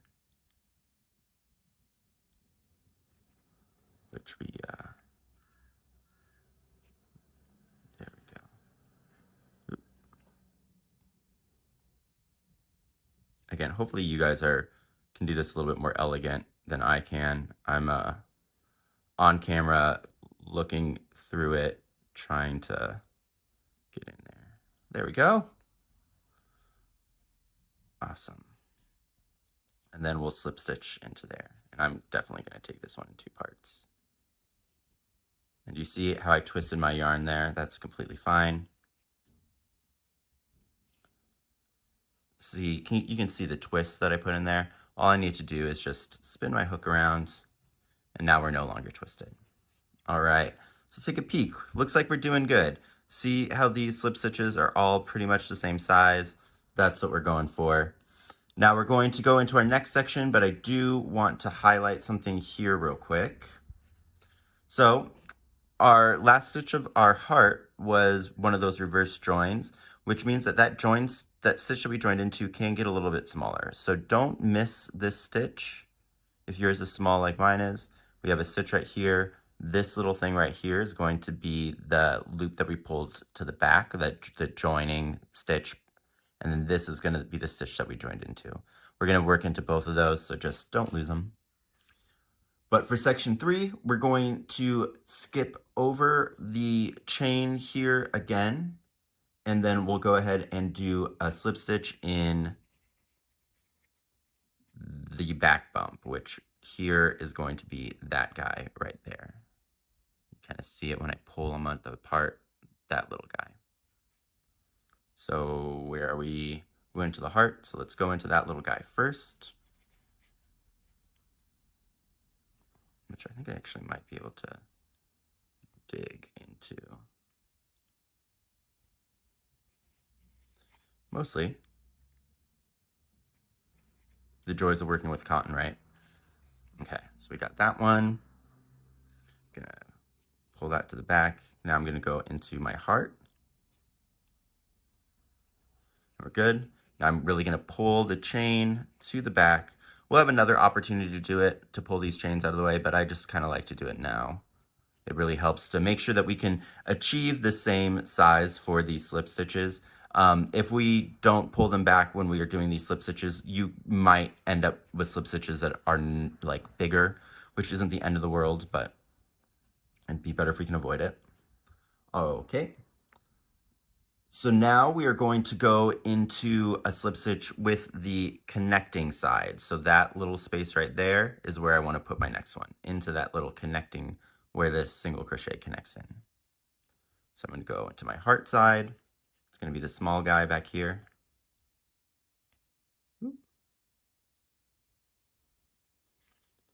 And now I'm going to go into that side stitch right here. And we are going to do our slip stitch, probably in 2 parts. Here you can yarn over or yarn under when you're doing these slip stitches. I know that like for some people, when you're working the slip stitches on one side, you might want to yarn over. If you're working them on the other side, you might want to yarn under. It can make it a little bit easier. But again, like I did there, just make sure you untwist your yarn if you twist it back up. Okay, and then I'm going to adjust this loop just to make sure it's the right size. And that is section 3 done. So the next few sections, 4, 5, and 6, are going to be the same. We're going to be skipping over our chain and then going into the side of the connecting stitch. So that little hole right there. Skip over the chain into that side. So we'll do that for the next 3 sections. So our last one was in the heart. So we'll just go into that side over here first. So I'm just going right underneath here. Perfect. Now I'm gonna pull my chain out of the way, go into my heart, and then reload up. Now I'm pulling that chain back again, and I'm gonna do my slip stitch. It is kind of tricky because we're working over those chains, but we'll get there. Awesome, looking good. So that's section 4 done. Now section 5, we're going to go into our heart side first.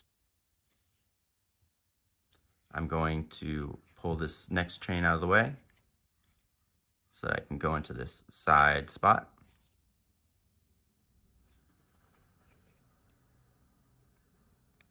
Cool, cool. Pull the chain out of the way as I'm doing my slip stitch, which I feel like whenever I go into the heart side first is when I end up twisting my stitches more often. Didn't do it that time, but that feels true. Okay, and then really kind of get this chain out of the way. Nice, so that's section 5 done. So section 6, we're gonna skip over our next chain, and I'm gonna work into this side space. And pull the chain out of the way, go into my heart side,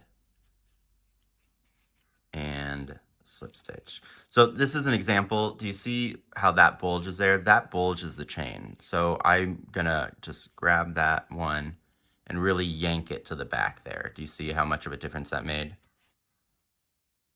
Again, we'll have an opportunity to fix that later, but if we can get them out of the way now, that's what we would prefer. Okay, so that's section 6 done. Section 7 is going to be a little bit interesting because we're going to be working over the top here. So first we are going to skip over this chain right here and put one in the side. Then we're going to work into just the back loops of those 2 single crochets there. Let me get this up. So our first section, we're going to go over the chain, work one into, whoop, here. Okay, that's going to stay there, I guess. So we're going to go over this chain, put one into this side where it's connecting into it. Then we're going to go into the back loops of these 2 single crochets. Sweet, sweet. Okay. So this stitch is heart first. So go into the heart, go over our chain. Get the tail out of the way. Let's go over our chain. If I pull those, you can really see that connecting spot right there. I'm going to go directly into there. Awesome. And now we're gonna, this chain's gonna be tricky to pull out of the way, but I believe in you. And joined. Cool. So our next one is where we're not going to be doing anything fancy. Just adjust that loop. Start size. Yeah, that's good. Next one, not fancy. So it's going to be your standard style of doing a slip stitch join. So we'll go into the back loop only of this stitch. Then, oh, I got some of the tail back there.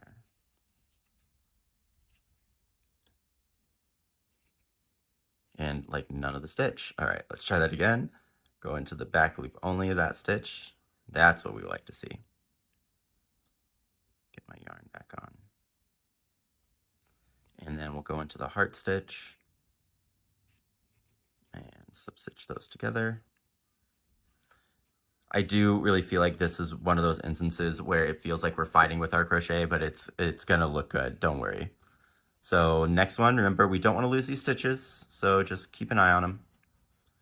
I'm gonna go heart side first, go into the back loop only the heart, and then right there, that next stitch, go into the back loop only of it. Cool. And join them.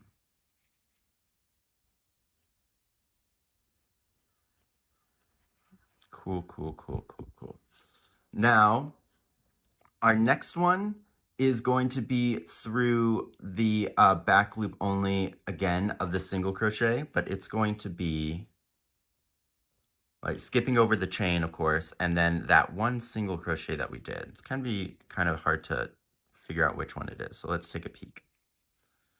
So if I come in here, maybe, and I can pull out this chain, this single crochet right here is the one that I want to go into. It's going to be the one that is connected to that chain. So again, this one right here. So let me re-up my yarn. This is the beginning of what, section 8. Hey, quick aside here from Editor Cats. So after doing this part of the ball, once it's finished, I was getting this kind of like peak from the ball color on this next stitch that we're about to do, and that was kind of bothering me. So I fooled around, and there's a way that we can get rid of it. So in this next stitch, I'm going to say that we're going to first put our hook in the back loop of the ball and then into the back loop of the heart. Ignore that. Instead, what I want you to do is I want you to go into the back loop of the stitch of the heart first, and then go into the back loop of the ball. Let me repeat that again. What I want you to do is I want you to go into the back loop of the heart first, and then go into the back loop from the ball. That's gonna be the only change. Everything else will remain exactly the same. So yeah, just make that little change, and then we can get rid of having that little pink showing up at the top. All right, back to the video. Okay, so we're gonna go into that stitch first. So I'm skipping over the chain right here, and I'm going to go into the back loop of that stitch.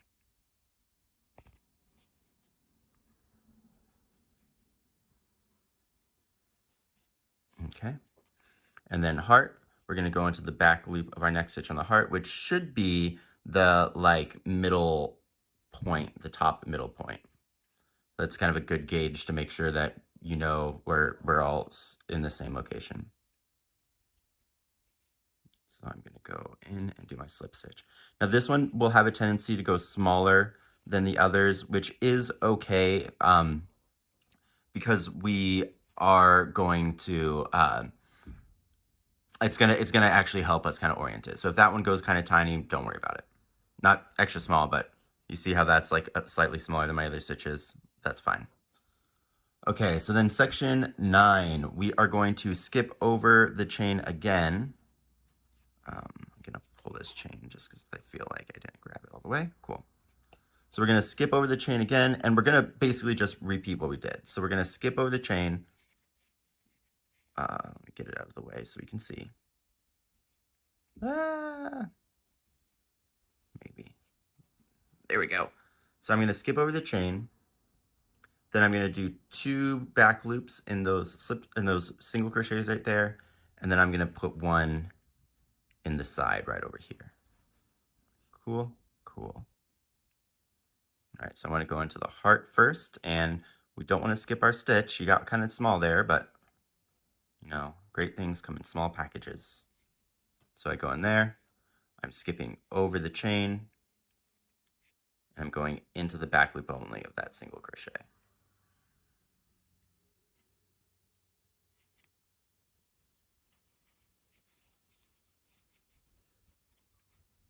Oh, this one feels like it's going to be a little tricky to get into. That's cool. So I twisted my yarn, but again, we will just untwist it when we get out. Whee! Cool. So then our next one will be on this side, and we want to go through the single crochet here as well. So I'm going to the back loop of that single crochet. Then I'm going to pull up in this heart piece right here. And then do my slip stitch rather. Okay. So we're looking good. We made it over that little hump part. So the noises from the outside world were a little distracting. So hi, I'm Dubcats. And for our next stitch, we're going into the heart side first. I'm just double checking. Yep, heart side first. Then we're going to go into the hemisphere, but we're going to be going into one of the side single crochets that kind of the chain comes off of, and they look different on this side. So I'm going to grab a needle and show you what the stitch looks like. So it's actually this little angled stitch right here that I'm pointing to. If I go into the space next to it and kind of pull it up, do you see that angled stitch right there? That's the one that we want. Now my hook's under 2 stitches right there, but we just want that top one. So I'm gonna go into that space that I just put my needle in, and first I'm gonna try to do it by kind of putting my whole hook in there, and then like the whole crochet hook in there, and then pulling through to try to scoop up that, but that didn't really work that well. So now I'm kind of just aiming with my hook and just getting underneath that stitch and then pulling it through. I get the stitch up, and we're going to just yarn over, pull through like normal, but when I'm doing the pull through, I notice, uh-oh, I think I split the yarn. So let's do this again. I'm really just trying to use my hook here to kind of pull that stitch. You might need to use a tutor like we've done before, but I eventually get it in there. Let's see. So I go in with the hook, and then I kind of scoop it around, and now it does feel like I've got the full stitch. I'm just double checking right there. Perfect. So I'm just going to yarn under and pull through all the loops here. I'm taking this one slow just to make sure I don't lose anything. And there we are. So yeah, it'll be a lot easier to get into those stitches going forward, and you'll really kind of like see which ones we're going into. But back to Cats from the past, who looks like he's reading a pattern right now. Section 8, we did this, and that was the end of section 9. Cool.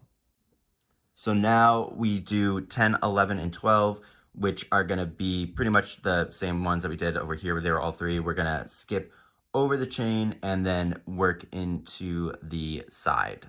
So we're on our hemisphere side first. So our first chain is actually right here, really close. And then I want to work into the side. Here's the stitch that I'm trying to get into. There we go.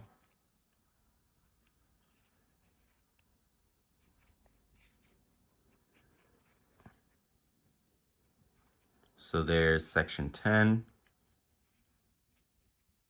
Gonna go into my heart.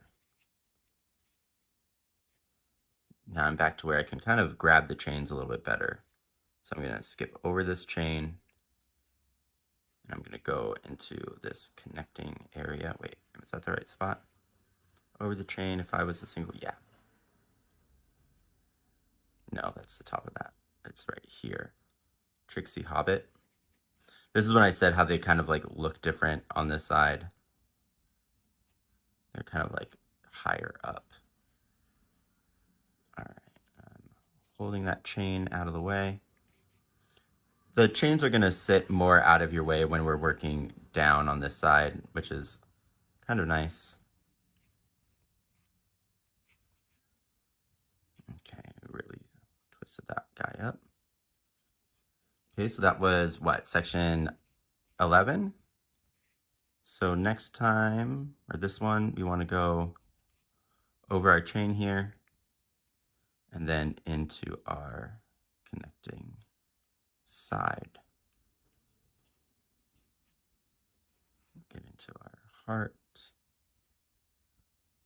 Go over all of our heart. There we go. Yeah, I really like this.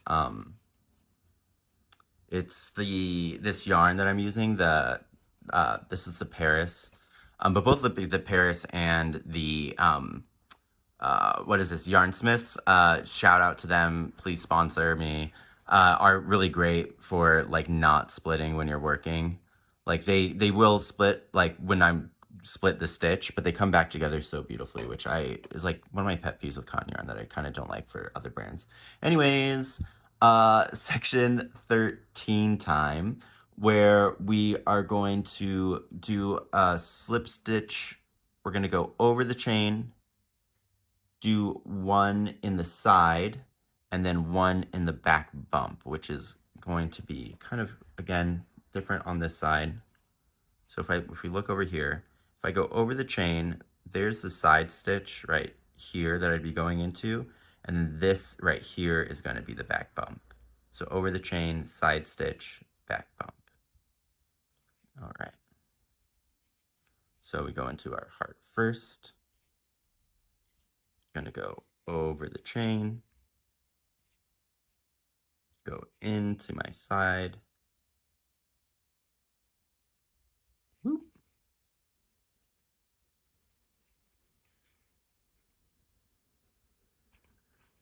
Cool, made it through. And now we're gonna go into that back bump, which is actually this guy right here.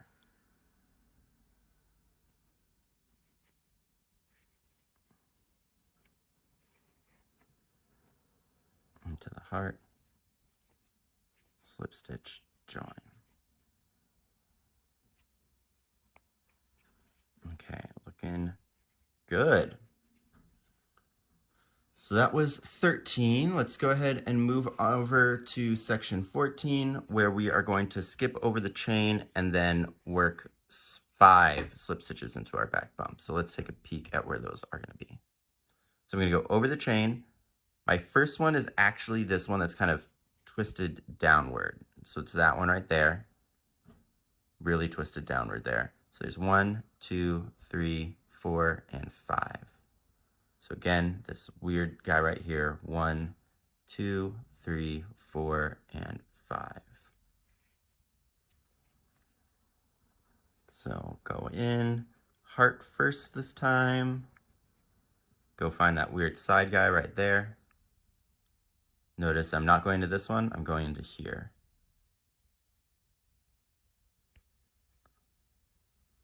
There we are.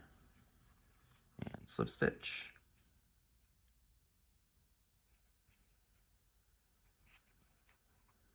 Yarn got twisted a little bit. Untwist it. Pull a little bit more out. Okay, so there's our first one.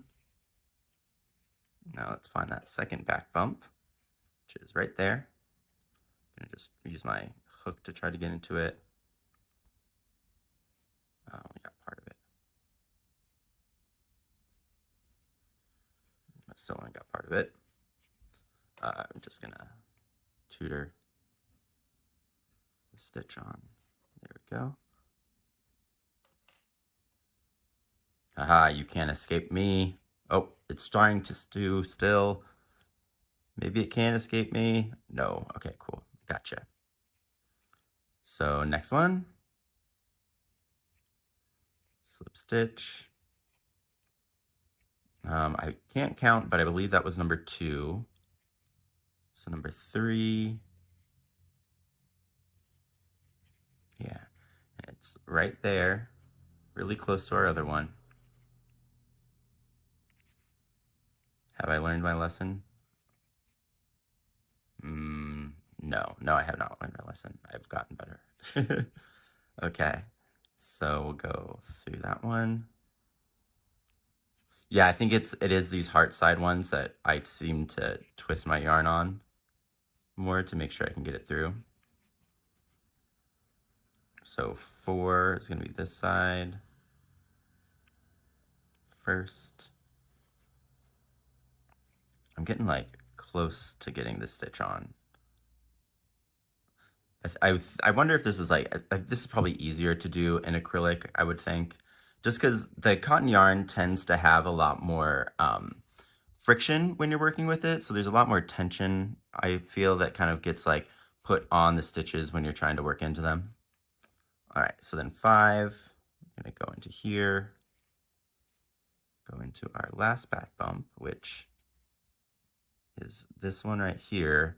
Kind of hard to see it, but one of the ways that we can kind of tell, I don't know if I can get the light here, but if I pull this up, I can see that this stitch has been worked into because it's being pulled straight up, and our back bumps kind of work into each other like that, right? So like if I was this back bump, I'd go here, that'd be one. The next one would emanate from where the other one terminated. So if one's going in there, if I kind of look, I can see that the next stitch that's coming out of that same spot is this guy. So I know that this is the next back bump that I need. Hopefully that's helpful now that we are pretty much at the end of doing this. But you can use that in the future. Okay. Nice. Okay, so we're looking good. And this is going to be our last section. So we're going to just skip over the chain, and then we're going to work into these first 2 back bumps. Let me kind of orient ourselves here so we can see them. So back part of the chain, skipping over the chain, back bump number 1, right, is going to be this side one, and then back bump number 2 is going to be this guy right here, and then that will leave our 1, 2, weird looking guy 3 back bumps unworked. So we have here the one that kind of looks weird coming from the side, and then this guy right here right next to it.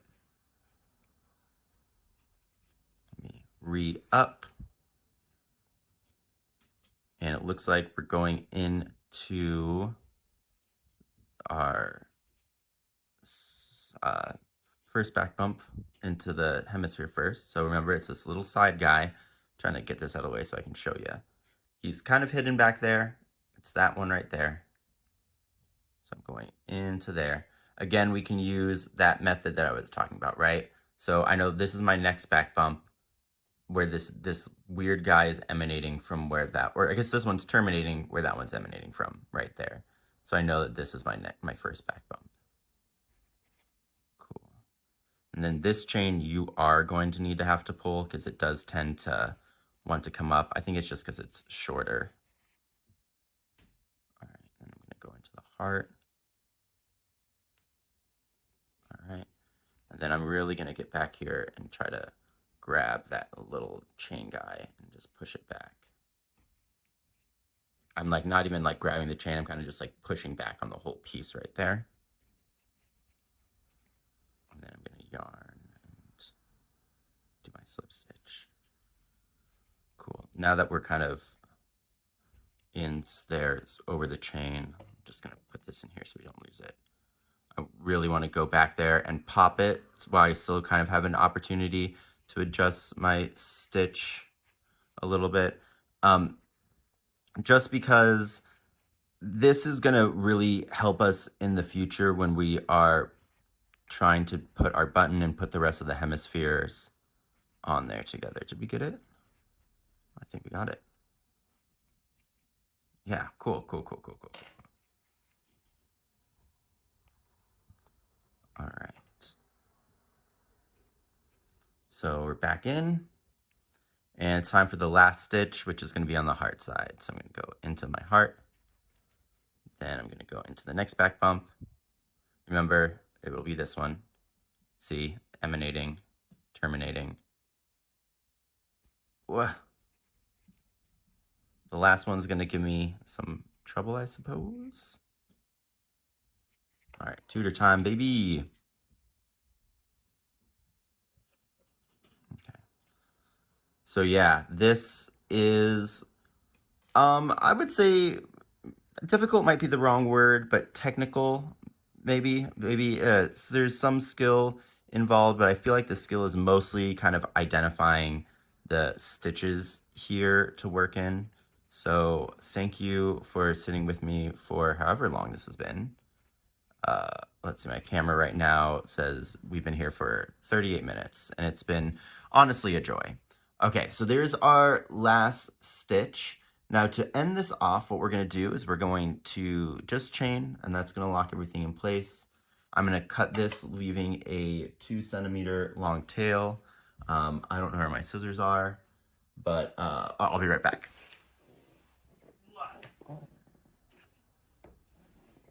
Okay, don't have my normal snips, but I have my honky fabric boys. So we'll give those a little snip. Then I'm just going to pull that to make sure that it's locked in place. And then I want to bring all of these tails to the back. So I'm just going to use my hook and just get them back here. Nice, get that one back here. And then we'll get our starting one pulled to the back too. And then I also kind of just like to flip this inside out and really, really, again, give our chains a nice tug, just to make sure we really kind of pull those to the back. For those smaller ones that are coming up here, I'm going to use the hook to get in there. Just go like right underneath them. Give them a nice little tug up. Woo, woo, woo. Okay. And then we have our final guy right down here is that last chain, but that guy should be fine. But, you know, where are you? There you are. Give him the business too. Alrighty. So let's put this right side out, and you should have something that looks like this. Pretty good, right? Heart is attached. Now, if you're like me and you've got some of these little bumps here, one way that you can kind of try to assuage them is we're gonna see which is on top. So it looks like that's gonna be the hemisphere on top. So I'm going to use my thumb to kind of push our slip stitches over and then pull this back, pull our hemisphere back to really kind of get that stitch kind of pulled back here. There we go. And that really did help make it smaller. Over here where like our slip stitches didn't cover, we're going to use the same thing. This is where those chains are, which is why I said it's pretty important that we pull those back. So this is just going to be some like things of adjustment that we would go through. And then I would really suggest here to go ahead and give it a little block, whether you're using steam or whatever. It's going to really help these stitches kind of just lie a little bit more nice and perfect. So I'm going to go ahead and do that blocking, and then we'll come back and we will do the bottom hemisphere of this bad boy. Cool. So see you then. Bottom hemisphere time. So the bottom hemisphere is going to be fairly simple. We're going to be working first in join rounds, and we're going to switch to continuous rounds. We're going to do some stuff in. We're going to get one step closer to finishing. But the yarn that we're going to need is the black. We're just going to start off with this. Then we're going to use the off-white colored yarn to do most of the bottom hemisphere. Now, a couple things that I do want to point out. Our second stitch that we're going to work into is going to be in this guy right here, which is the 27th stitch of round 10 of the top hemisphere. But the easiest way to find it is if we go and find our chains, there they are. That first stitch that goes back into the actual top hemisphere is a stitch that we need. Also known as like the, what would that be, the second slip stitch of that round. You'll see when we go through it. Also in this first round, we're gonna be doing back post single crochets. And when we get back here to where we did our invisible join, our like fake stitch, we're gonna just treat that like a regular stitch and work around it just as normal. Okay, so to get started, that little mark stitch of the heart, that middle slip stitch, I'm just gonna take that out, throw in my hook, and I'm gonna pull up a loop in my black colored yarn. I know it's kind of hard to see the black on camera, but I think we're going to be doing some pretty simple stuff here, so I don't think it's really that intense, but let me know, and then in the future, I can switch up and do something different here to try to make it easier. All right, so loop pulled up. Now something kind of new that we usually don't do in our patterns, instead of chaining and working into that same stitch, we're actually going to put our first stitch of round 1 in the next stitch over, which is going to be this next stitch of the heart. So to start with round 1, I'm going to do a single crochet in that next stitch of the heart. It's going to be kind of tricky because it is a slip stitch. And then I like to mark these stitches just because I feel like I have a tendency to kind of lose them, and especially because we're using black, it's just going to make it a lot easier for us to find it in the future. So clip that down. Now our second stitch is going to go into that stitch that I told you about in our hemisphere. So for me, it's right there. That's what it looks like. But again, to locate it, get this out of the way. We can find our chains from our last round. And then this first stitch that connects back in is the one that I want. So I'm just going to go right into there and do a single crochet. Okay, and then I'm going to, I can see that like this slip knot that we started with over here is showing, so I'm just gonna pull that to the back by pulling on its tail. There we go. Okay, so now we're going to do 44 back post single crochets. Now, it can be kind of tricky when we switch from going from singles into back posts, so let me just point out something. The stitch that we just worked into, this is its post right here. The post is going to be on like in the direction that you're working in for whatever stitch you're in. So the next one that we're going to actually want to go into is this post right here. It seems kind of far away, but I'm just going to go into the back of the next stitch, go around that post. Post is on the hook, and do a single crochet. So there's one. Then go in around the next post. There's 2. Just in case we don't, if we've got some people watching that aren't super familiar with back post single crochets, let me do them kind of more explanation wise.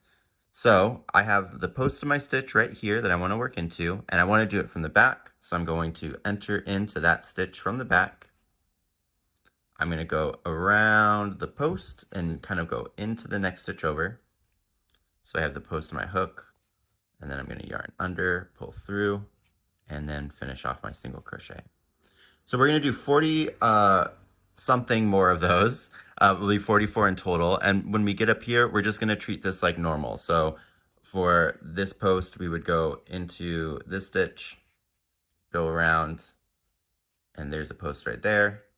And then for the next one, we would go into our invisible join space, scoop around, and grab the post right there. Okie dokie, okie dokie. So I will see you once we're almost done with those 44 back post single crochets. Boop, boop. Okay, so I'm back here. I've got 2 more of these back post single crochets to work. So I'm going to go into that one, do 1. So that's, sorry, 43. And then my next one, 44. Okay. So next up, we have to work 2 single crochets. Our first single crochet is going to go into our hemisphere. Now remember that the post that we worked under is the post of this stitch. So our next stitch is actually this guy right here.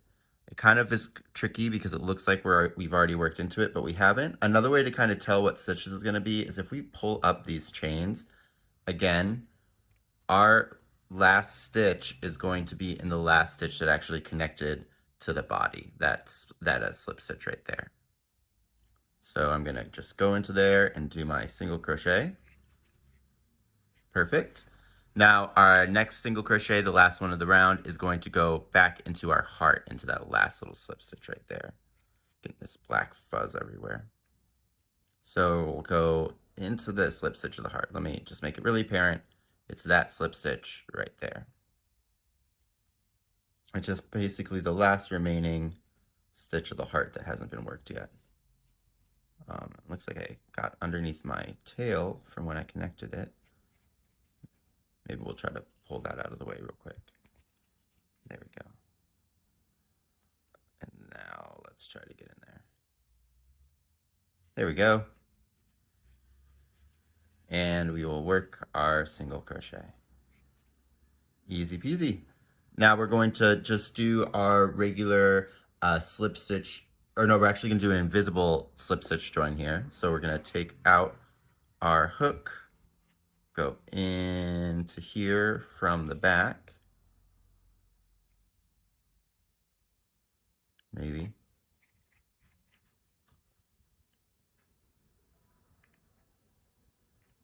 I don't know why I had trouble with this. It's a massive gap. There we go.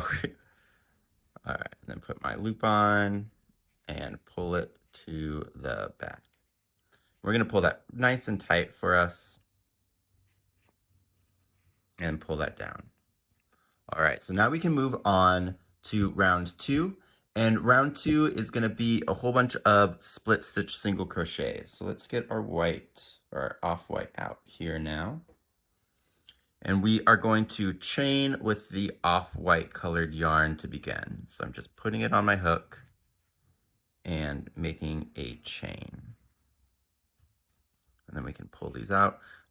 Split stitch video up there if you need a longer explanation, but we're going to go fairly quickly here.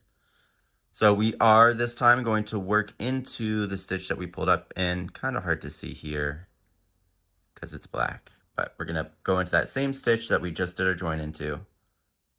I'm going to drop my white, pick up my black,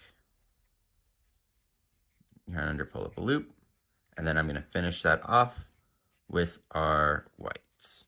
If need be, you can put a stitch marker in this first one, but it's pretty easy to see which stitch is going to be our first one.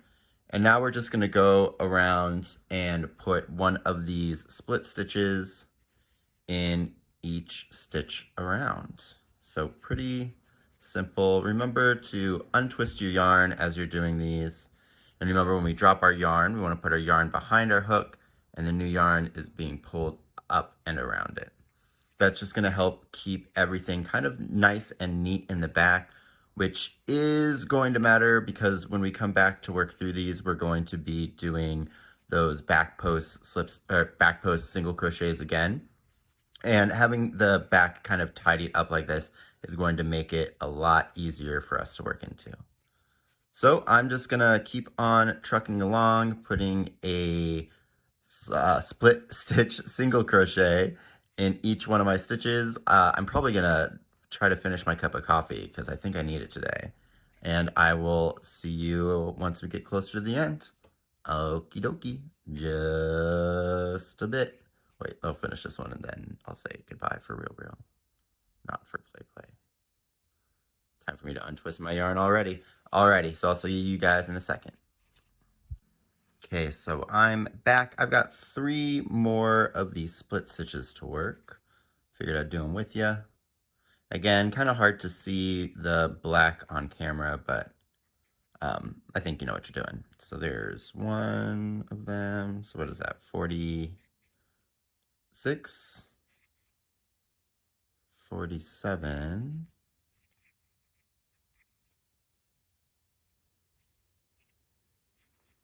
and 48. Where am I?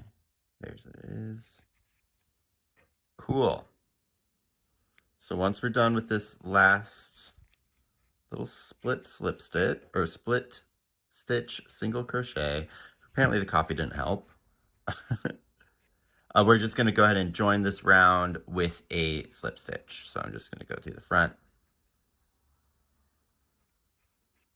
come over here, pull that up, and give that a little chain just to lock it in place. We're going to come back here and we can cut our black yarn. We're not going to need it anymore.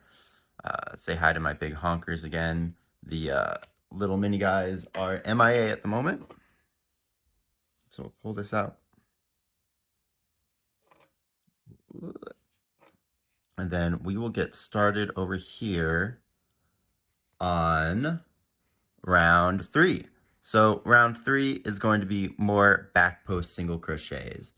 48 of them to be exact. So we'll start in this stitch that we joined to. So I'm just going to go underneath and around and whoop, do my first back post. This one I am going to mark just so that we can kind of make sure we know where we are, because the last back post can be a little bit tricky to do. But there's 1, there's 2, and yeah, we're just going to continue doing back posts all the way around. And it worked exactly the same way. For those people that are new here, we're going to go into the back of the stitch just like we did the last time. I'm going to go around into the new one. There's the post of the stitch right there. This is why it's kind of important to keep it kind of nice and tidy in the back so that we don't accidentally catch this black yarn. But yeah, just pull that through and then continue on. So I will see y'all once I am almost done with round 3. All right, see you in a sec. All right, so I'm back with 3 more of these back post single crochets to work. So there's, oh gosh.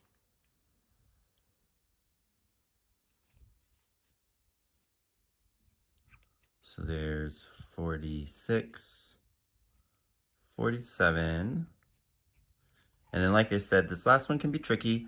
So we're actually going to be going around this stitch and around this post where we kind of like did the chain. So it's going to feel like you're digging pretty deep down there, but you're doing it right. It'll look like kind of like that from the back. Perfect. So there's our last one of the round. Now we'll join this round with our regular joining slip stitch. So go in there, chain through, pull it tight. Okay.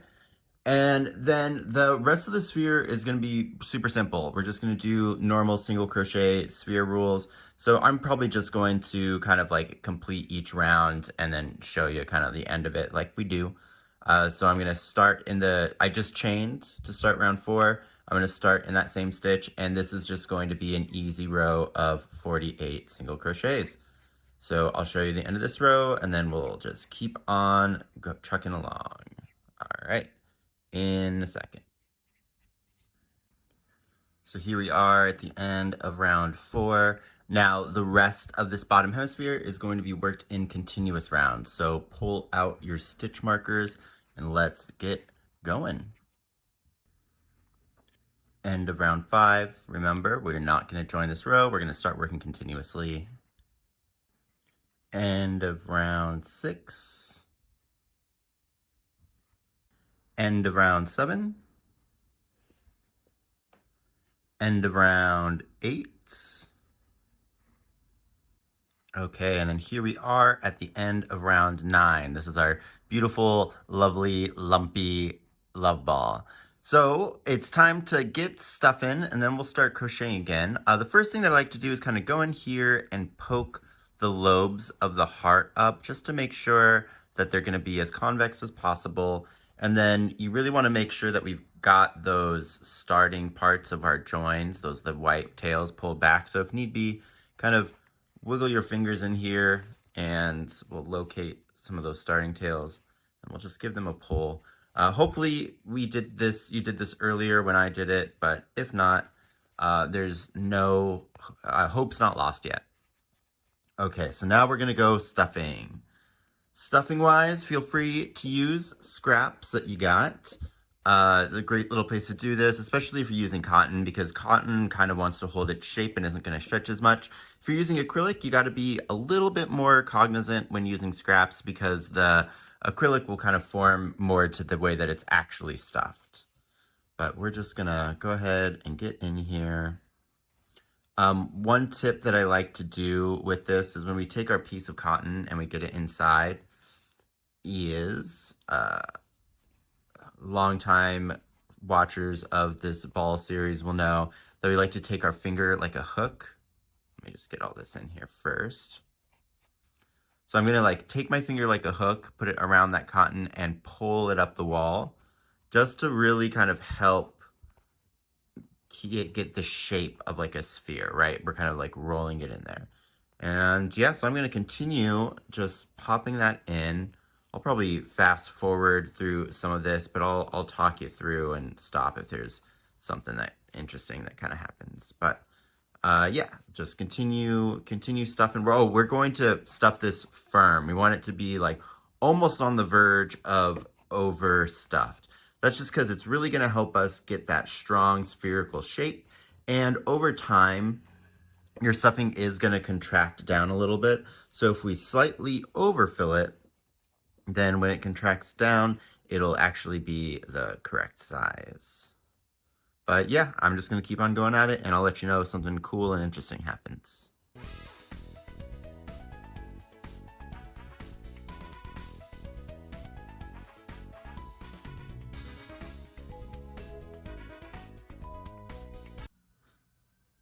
Okay, so here we are. There is actually now something that I want to talk about. So I think we're looking good over here. It's pretty firm up at the top. There's a little bit of like depression there that I'll fill out, and then like I can feel around the bottom that there's some. So I'm going to aim for those two locations. Let's go to the top one first because that's going to be the harder one to get to. And then we'll pick up going again. My goal is to make the top as like spherical as possible, right? And that's looking pretty good. These two bottom spaces still aren't super full, but you know what I think I'm going to do actually is I think I'm going to wait until we finish up because it's a lot easier to continue stitching when this isn't super full. And we're going to have an opportunity to fill this up a little bit more before we actually close it off. So I'm going to call this good. We'll just take that out and we'll deal with that later. All right, so let's reload, and we only have 2 more rounds of this to do. And they're just going to be standard decrease style rounds. Let me see if I can get that extra fluff out of there. Now, when I'm working after I've pulled it up, I find that my tension's a little bit harder to control. So I'll do like 3 wraps around my finger. But, you know, you do your tension the way that you like to hold your yarn. So where are we? We are round 10. So we're going to do single crochets and a decrease. We're going to do that 6 times. Go ahead and mark that bad boy. So single crochet, decrease, single crochet. One tip if you're doing these invisible decreases is that, that was a single crochet, is that single crochet that comes after the decrease, you kind of want to pull that a little bit tighter, and that'll help if you're getting some gaps when you do your invisible decreases.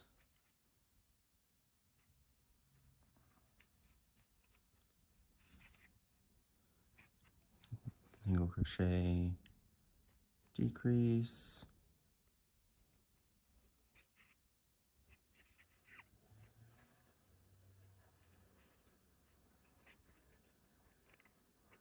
single crochet. Ooh. That felt like I did a slip stitch, and I sure did. Get back in there. All right, I said single crochet, baby. There we go.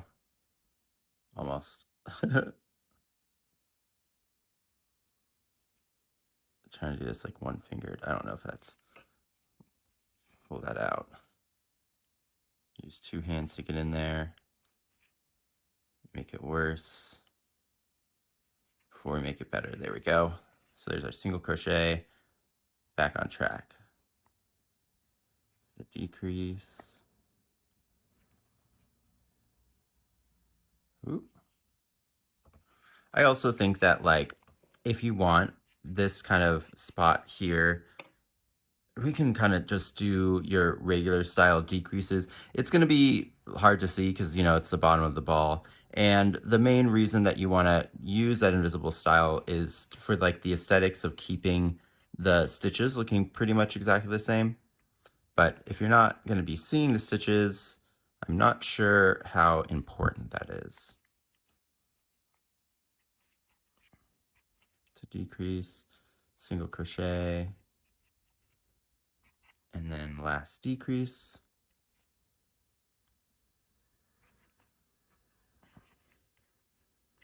Cool. And then we're on our final round, which is just going to be all decreases. So let's do that guy real quick.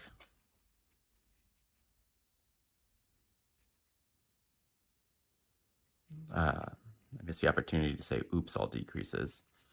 Well, okay. So there's one.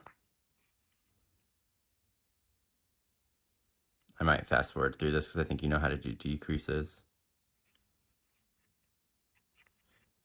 There's two.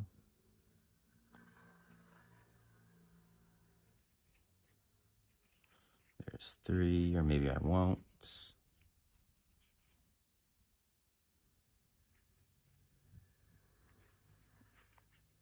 There's, oops. There's four.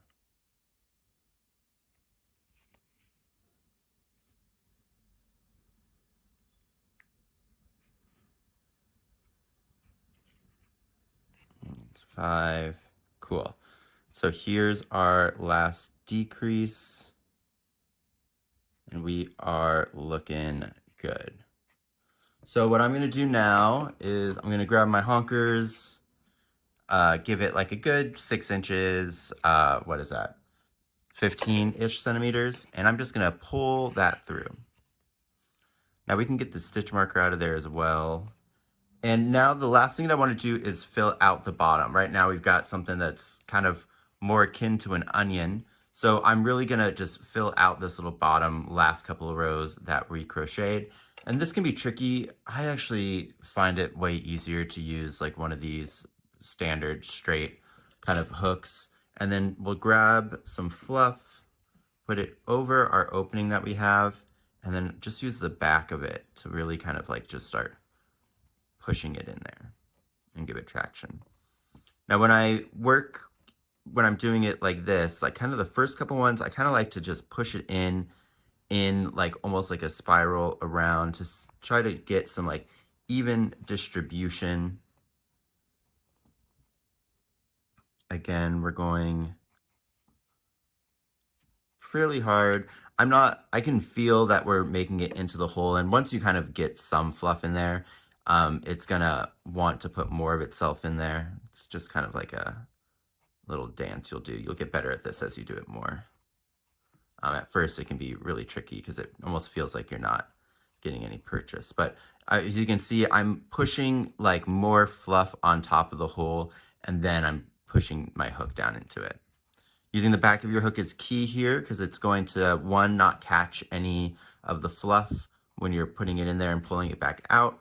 And two, it's not, because we're not using the hook, it's not going to push itself through like the actual polyfill as easily as, or the back of the hook, yeah, isn't going to go through as easy as like the hook would. Like if I go with the hook, I can just go right through there.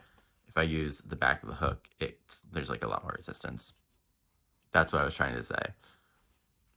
Anyways, how are you guys doing today? Yeah, I don't know.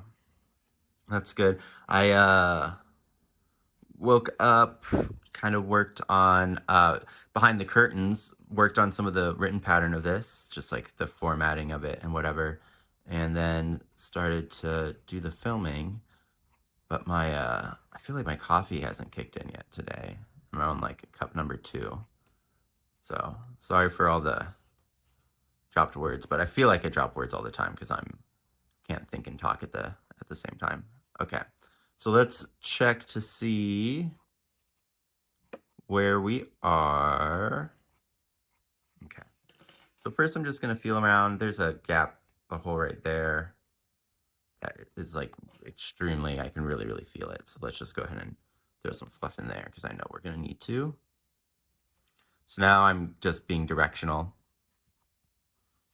where I'm going into the same location.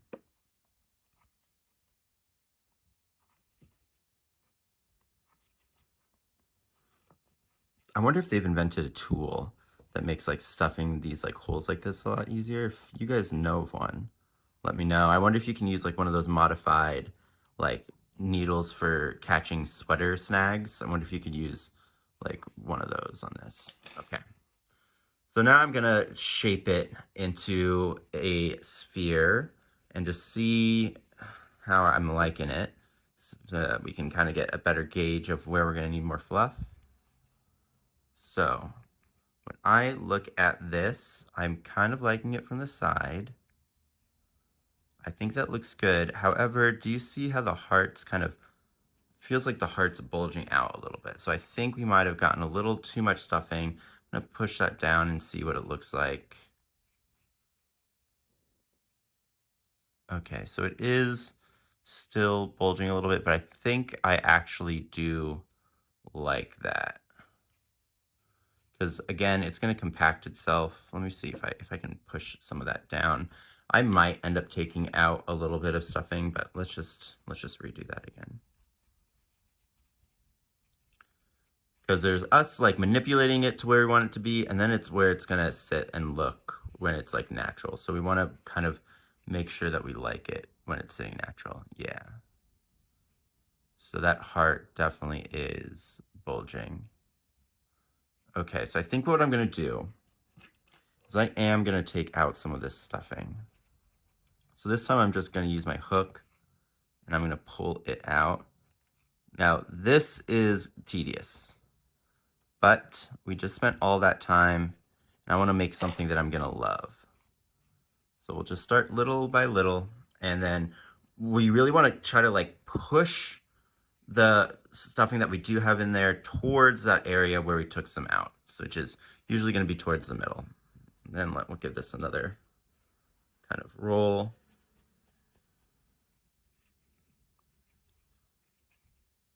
That's already way better. Do you see like the difference that made? Just that little bit of fluff. So let's do a full body check. Liking it, liking it, liking it. Liking it. Remember, we're going to have the button here, so that's going to offset that a little bit. This lobe is still kind of protruding a little bit, but I think here now it's a lot better. Before I feel like it was like a really big noticeable amount, but now it kind of just feels like all fine and honky-dory. So I think we're going to keep that the way that it is. Sweet. So yeah, let's go ahead and close this up. I think we're good. So we're going to put our hook on our darning, or yarn on our darning needle. Now you can use whatever closure method you like for your spheres. This is the one that I always use. I think it's really good at closing everything up nice.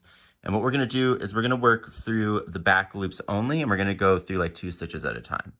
So I'm going to go into the back loop of this first stitch, and then I'm going to scoop up and come up behind the back loop of the next one. Just like that. Cool. Then we'll do that 2 more times. So I have my next stitch right here. I'm going to go into the back loop, and I'm going to come up in the back loop of my next stitch. If you need to, you can do this in 2 strokes, right? Go through the back one like that, and then come up. Like for this last one, that's usually what I do because it can be kind of tricky to get into. So I'm going to go through the back loop of this one. Perfect. And then I'm going to come back up through the back loop of the one next to it. So right here. Don't want to split the yarn. Perfect. And then I'm just going to pull that tight. And it's going to look like it's going to leave like a nipple, but it won't. We will go down into the center of where we just joined, which can be hard to find, but it's right there. You can kind of see how it all kind of spirals together. So if there's the top, then the spiral starts somewhere over here. And then I'm just gonna take this and I'm gonna take it to somewhere in the back of my ball. We wanna go through a stitch cleanly. There we go. And I'm gonna grab my needle and I'm just gonna yank it through. Oops, sorry, just hit the camera. And then I'm just gonna pull that, give it a tug, and then that like little bump will disappear on the inside. Cool. So now I do want to reshape it because I don't want to accidentally tie in my yarn too tight. Yeah, do you see how nice that kind of join makes it? Cool. So now I'm gonna go just back into the ball where I exited and then come out in a different direction. This is just kind of to help give us some extra insurance. We're using the friction of the yarn mixed with the fluff to really kind of hold our yarn in place. And I just pulled that until that went back inside. Now I'm going to do that once more. You can do this as many times as you want, but I think that like two times is good. Or I guess this would be the third, right? All right, so we're just going to pull that till that disappears. Then I'm going to grab my yarn and I'm pushing down on the ball as I cut it. And now let's give this another reshaping, and that tail should disappear in. If not, you can just like, you know, take the back of your hook and like push it in there. But let's see how we are. Oh man, I'm loving it. I'm loving the love ball. Cool, so we've got the main body done. Next up is for us to make the button. So I will see you once we get over to the button. Alrighty, button time. All right, so Venus must be in retrograde or something because I totally just like nicked my finger in between filming those last two parts. But anyways, it's button time. Button, gonna be super simple. We are going to be using the black colored yarn and the off-white colored yarn. And we'll start with the off-white. And we're gonna do round one as just a magic ring with 6 single crochets in it. Load that up. So chain to lock that in place, and then 6 single crochets. So there's 1, 2, 3, 4, 5, and I think we can, now I'm gonna pull that just a little bit so that I can get that 6th one in there comfortably. And 6, there we go. So now we'll pull that tight. And then before we join, I'm going to count backwards just to make sure I know what stitch to go into. So you have 1, 2, 3, 4, 5, and there's 6 right up there. So I'm just going to go in and do a slip stitch join. Ooh, maybe if I can get in there. One trick here too that I always forget to do is when you're doing a magic ring, if when you first kind of pull it tight, you don't pull it tight all the way, that first stitch is a lot easier to get into. And then once we have the stitch completed, like this, then we can pull it and tighten it all the way. Just a tip that I never remember to do. So then round 2, gonna be pretty simple. We're going to chain 1 to start, and then we're just gonna put an increase in each stitch along the row or the round for a total of 12 stitches. I did split that. Oops. There we go. So there's 1 and increase.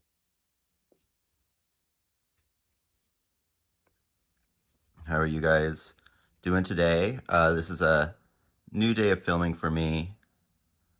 Complete with the new boo-boo. I don't know what's going on, y'all. I'm usually like pretty good in a kitchen, like decent knife skills.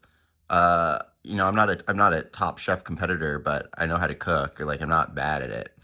But I don't know, recently it's just been like burn and then cut and then burn. So I don't know. I'm gonna blame it on the stars because either the stars or maybe I need to sleep more. That's probably the more realistic one. All right, so here's our last increase. Cool. I'm going to double count that just since I was gabbing. So 1, 2, 3, 4, 5, 6, 7, 8, 9, 10, 11, 12. Yeah, got it.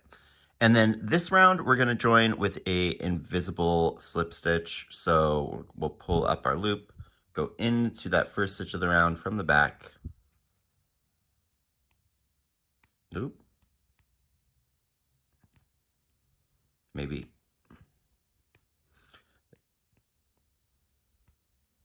There we go.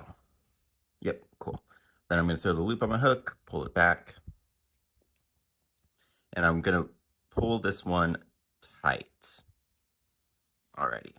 Now, our next round is going to be some back post single crochets, but they're going to be back post split stitch single crochets, where the tops of the stitches are going to be in this black colored yarn and the bottom of the stitches will be in our off-white. So I'm just going to start round, what is this, 3, by chaining with the black just to get that on my hook. And we are going to do 12 back post single crochets, and we're going to start in the stitch that we pulled up in. So I'm just going to load up the black to kind of help keep the tension. We can adjust this a little bit later, but this is just usually how I like to start. I'm holding all the tails in the back with my fingers. And then I'm just going to go into the stitch from the back, scoop over that back post. Then I'm going to drop my black colored yarn, pick up the white, bring the white over, and then I'm going to yarn under, pull through, then drop the black, or sorry, drop the white, pick up the black, bring it over, and finish the stitch. So we're going to do 12 of those all the way across. I think, just because of how we've done the ball so far, you're pretty familiar on how to do a split stitch, even when we have this back post added kind of component to it. So let me show you one more just to make sure we're all on the same page. So I'm going into the stitch, I'm going around the post, I'm dropping my black behind my hook, I'm picking up my white and bringing it over the black, then I'm yarning under and pulling through, then I drop the white behind my hook, pick up the black over the white, and finish off the stitch. Cool. So I'm going to just finish these off camera and I'll be back in a second. Alrighty, so I'm back. I've got 2 more of these to do. I'm going to just not untwist the yarn. We should be fine. So where am I? Here. So there's 11.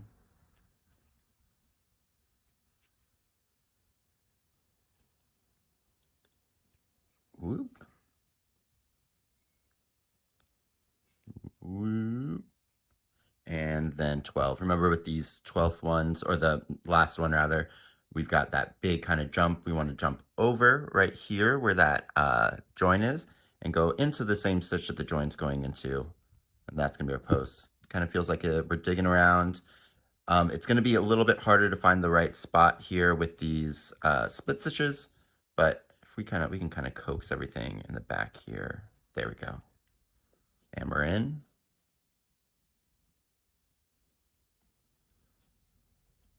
And we will go. What I grabbed part of the black yarn back there, which I don't want to do.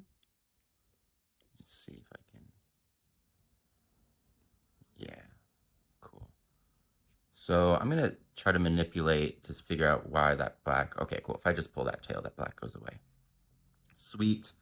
So let's finish off this stitch with my super twisted yarn. Hopefully you are better than I am and you were untwisting as you went. Cool. Now our very last, or the way that we're going to join this round is just with a slip stitch. So I'm going to find the top of that first stitch that I made, which can be kind of tricky. Here it is. It's a little bit elongated, so I might pull on the starting tail to kind of pull it down. Oh wait, no, here it is. See, working with black yarn. So that's going to be the top of that first stitch, right? We can count 1, 2, 3, 4, 5, 6, 7, 8, 9, 10, 11, yep, 12. So I want this smaller guy right here, which I'm going to use a tutor to get into. So let's just wiggle ourselves under there. There we go. Perfect. And we're just going to regular slip stitch join. I am going to pull this fairly tight though, as tight as I can. Oh, whoops, just cut our yarn. Well, looky here. This will be a good learning opportunity. So I'm using cotton and it looks like I just broke a thread. So what I usually like to do when this happens is I'll try to pull it to the back and then cut it as close as possible. And then that usually will take care of of that breakage. We did make the yarn a little bit weaker, but I think we're going to be okay. You know, this isn't going to be a stress point. If this was going to be in like the joint of something we were making, or if it was like in the body of like a bag, something that's going to hold weight, I would probably go back and redo the stitches, but you know, that's up to you. Okay, so that's the end of round 3. So we can go ahead and cut our white yarn, leaving like a 2-inch tail. 5 centimeters should be fine. The small snips are still on hiatus. I think they must have gone on vacation because I cannot find them anywhere. So I hope they're having a lovely time. Okay, and so now this is round 4. This is going to be the last round of the button. And it's going to be kind of hard to see on camera because we're using black, but it's not super complicated. It's just going to be a regular increase round for a circle. So I'm going to chain 1, and then starting in that stitch that I did my join into, I'm going to do a single crochet, and in the next stitch, I'm going to do an increase, and we're just going to follow that pattern all the way around. So a single crochet and an increase, a total of 6 times without splitting the yarn. There we go. So single crochet and an increase.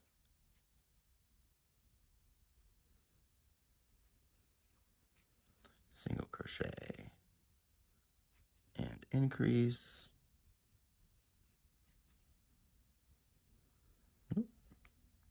I am still doing my invisible increases here. You can do whichever style you prefer. I do think that, where were we? It's a single crochet.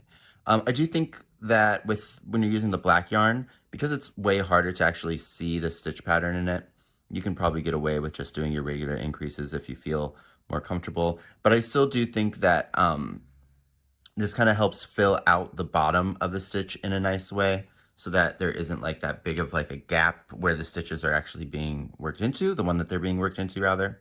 So I still prefer to do the invisibles even when I'm working with black colored yarn. But I just did an increase, so there's a single and an increase. Cool. And then I believe this should be my last single crochet.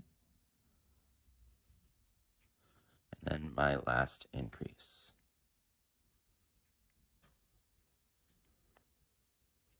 All right. So we are going to join this one using an invisible join stitch, using all the different join methods on this bad boy. But we are going to use this tail for sewing. So I'm going to cut mine with like 10 inches, which is probably overkill. That's like 25 centimeters. But I'd rather have too much when I'm sewing than have not enough. But after we get that cut at 10 inches, 25 centimeters, we'll just pull that through. And let's load up this tail on our darning needle. Gonna give it a little kiss real quick, make it easier to thread. Big moves happening outside the house today. And we're gonna find our first stitch, which is gonna be here. Remember, we have our join, then we have our chain to start, then we have our first stitch. And I'm just gonna go into that stitch from the back. There we go. Pull that tight. Then I'm going to go into the top of the stitch that this thread is coming out of. Kind of hard to see here. We've done an invisible join already in the, what was that, the top hemisphere? So if you're having issues seeing and or remembering, you can go check out that part of the video. So that makes what looks like a very long boy fake stitch, and we're just gonna pull that until it's about the same size of everything else. So we've got our button.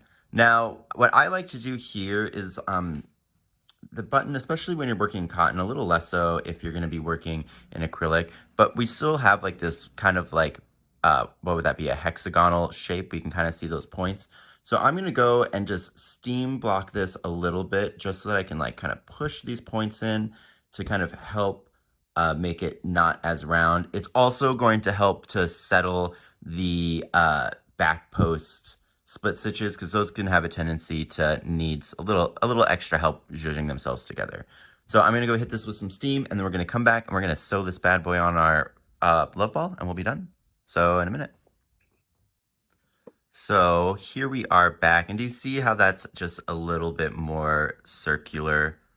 I do think that that step, though not necessary, is kind of helpful. All right, so let's get to our sewing, pinning first, actually. So I'm gonna grab some pins, and I like to attach the button so that the sewing tail is gonna be at the bottom, but that's not necessary. You do how you want to. And we want to center it so that it's like centered here with the heart and centered with like this little band over here. And we're gonna be covering this up with the button. So let me see where it looks good for me. I think there. Does that look good? Well, we can still move it around. I think I'm gonna drop it down just a hair. If I hold that there and I roll up, that looks fairly centered, maybe a little bit further to the right. But then you see, I think if I go to the right, then I'm not really gonna be lined up with that middle section. Yeah, see now I look really, really off. So we'll go back over to the left and roll up. So we'll go a little bit to the right, roll up. Yeah, okay, I think that's it. We are a little off kilter with the center line, but I think that's gonna look good, and it looks pretty even right here. I wonder if we maybe zhuzh this up a little bit. No, it's too far. Cool. All right, so now I'm gonna pin this down in place, and I am gonna go underneath the stitches on the button so that I'm not piercing through them, and then I'm just gonna push it down into the ball. And this is also an opportunity where we can kind of stretch out the shape a little bit. So like if you don't have the ability to steam it, you can just take your pin and pin it like a little bit further back to kind of like pull out the straight lines of your button. So I'm just gonna put a few of these around, and then we'll take another peek at it and see if we like our placement, because we might still shift it around. Put this one in here.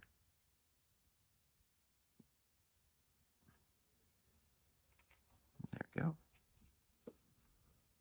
Okay. So let's see, do I still like this location? Yeah, I do. I do think that this pin is maybe a little bit too far. I was pulling that a little too far out, but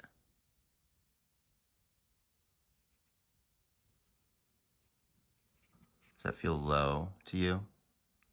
Sorry, we are kind of taking this slow, but I think that when we have like this other pattern up here with like the heart, it's a lot harder to kind of make sure that we have something that's centered, because there is like an actual center and then there's a visual center. And I'm more kind of concerned at this point with like where the visual center is. So like here we can see that this little center point is a little bit further to the left than it is to the right. So I think having this a little bit further to the right than it is to the left kind of off balances it. Do you see what I'm saying? Or balances it out so that it looks more centered that way. And then I think straight on, it does look a little low, but I think that like once we look at it from the side here, it looks correct. So I think that maybe this tail and these pins are just kind of throwing me off when I'm looking at it that way. So I think we're gonna keep it here. These are the things that are going on in my mind when I'm thinking about this stuff.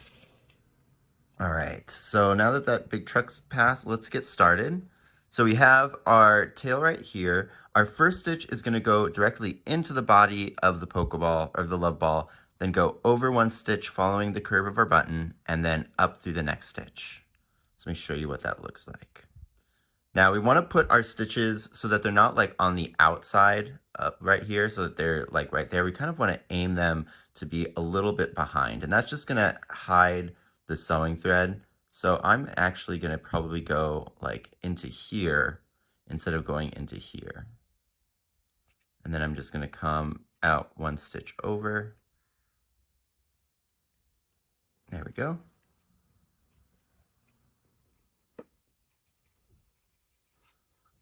That looks good. And then we're going to come up through the stitch in our button. That's the next one. Now when we're pulling our stitches tight, I'm pulling it just until it kind of meets the two pieces touch. If you pull it too tight, it's going to pucker the outside rim of the button, and it can make it look a little bit weird and distorted. So if you are familiar with embroidery, we kind of just want the tension that we'd have in embroidery. So now it's hard to see with this black, but I'm coming out of this stitch, so I want to go into this stitch next. Just going underneath those two top loops, finding where it meets the body, going in there, and then I'm going to come up in this next stitch over. Cool.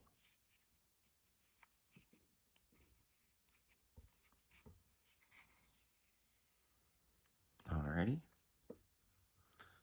So now here's our next stitch we need to go into.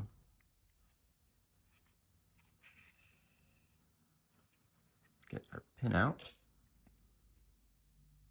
And now our next stitch is here, and we kind of have a decision to make. So this stitch is going like right into, can you see that? How it's kind of going directly into this ridge. I think we're going to, instead of trying to force it to go under here, we are just going to go directly into that ridge and just kind of come out underneath the back loops of one of those stitches. Or we can dig down deeper, but I don't think we need to in this. Actually, yeah, I think we will in this case. So we're going to go all the way down as far as we can and then come out right there. This is kind of like a feel your way through. The thing is that if we do just go under the, like this top of the stitch right here in the ridge, it's going to be secure enough. So no worries. We are kind of really just trying to make sure that we have this in the button sewn down in a circular way with our stitches hidden. That's what we're kind of, our main goal here is. So I'm going to go into the next one, and this next one's kind of wonky, right? So this is another one of those times where we're going to kind of just do the best that we can. So I think if I kind of pull this forward, I'm going to go underneath this pink one and then try to come up here through this white one. Where are we? Here we are. So I'm going to go into that pink one and try to aim to come up through there. Nice. And then we'll see how this looks. We can always undo our stitches, so nothing is finalized just yet.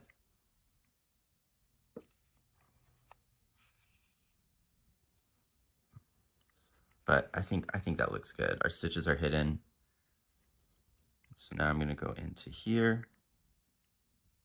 And I think we're kind of putting some stitches in the heart at this point. Now, I would say that kind of right where the, like where the heart, when we had the heart, right where all those spots kind of meet at the bottom where the white and the pink are, that area is going to be kind of a weaker anchor point for our thread. So I would kind of try to avoid using any of those stitches that are right there to work into.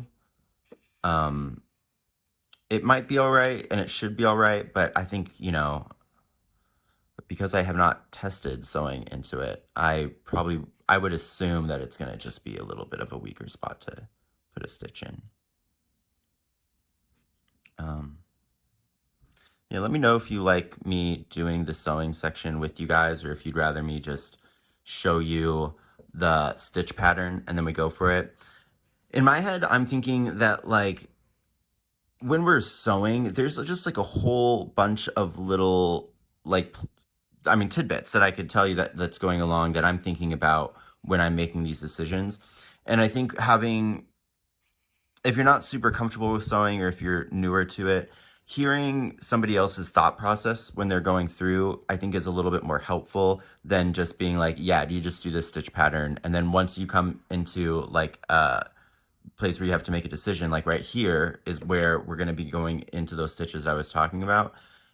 You might just do it without thinking, but knowing the reason that what somebody is going to do in this situation, I think is helpful. Does that make sense? So I think what I'm going to do here is I'm going to go in between where the heart color and the white is. And that's just because I know that there's like 2 stitches there, right? Because of the way that we did our zipper join. So I know that's going to be kind of a strong place. And then I'm going to try to scoop up underneath that white stitch, which is going to be hard, but yeah. So looks like we kind of split that pink one down there, but I think in this instance, I'm okay with that. Just because when we're splitting the stitches, we're going to be creating a little bit more tension, or like a friction hold on it, which I think is nice, especially in those like kind of weaker areas. So then we'll come up. Alrighty, and we're looking good. I think we kind of got a little bit of a loss to our spherical shape, but the center looks really spherical, which is nice, and then we can kind of use some steam to block that out. And then like if I look here, this is looking kind of nice and wide where this side is looking a little bit shorter. So I think for this next stitch, which is going to be coming into here, I'm going to try to, instead of going like right here, I'm going to push it out just a little bit, just a hair. Just like 1 stitch over.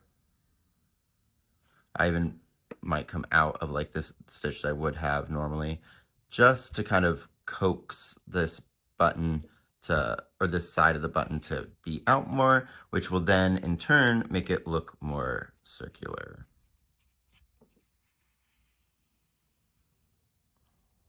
Okay. So that is pretty far out. So let's actually see if that is too far out. We might have to undo that stitch.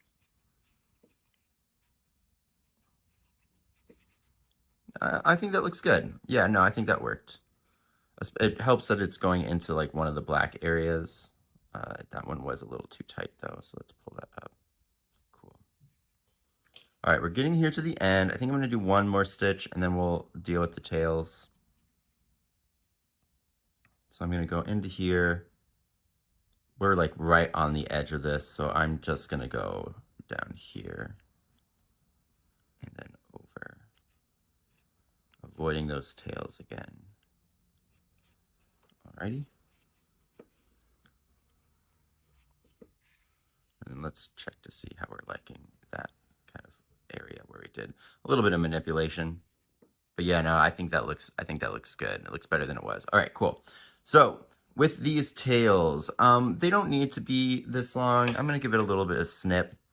But we're just gonna stuff these in between the button and the ball. And having a little bit of kind of extra things on this tail is gonna kind of help push out the middle of the button to give it a little bit of dimension, but we don't really want to give it that much dimension. You know, we still want it to be relatively flat. So we'll just get that squished up in there. And then we can continue sewing.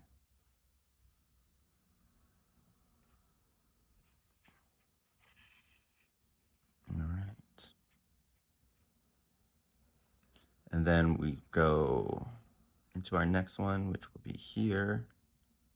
And then I think this is the last stitch that needs to be worked. So I'll show you how we'll end it. There's a whole bunch of different ways that we can end this, and you can do whatever way you feel most comfortable with. I'm going to show you what I prefer to do. Okay. So I'm going to just double check to make sure I like everything. I like the placement. Yes. Yes. Okay. So now I'm just going to go over into the next stitch, and I'm going to bring it down into the body.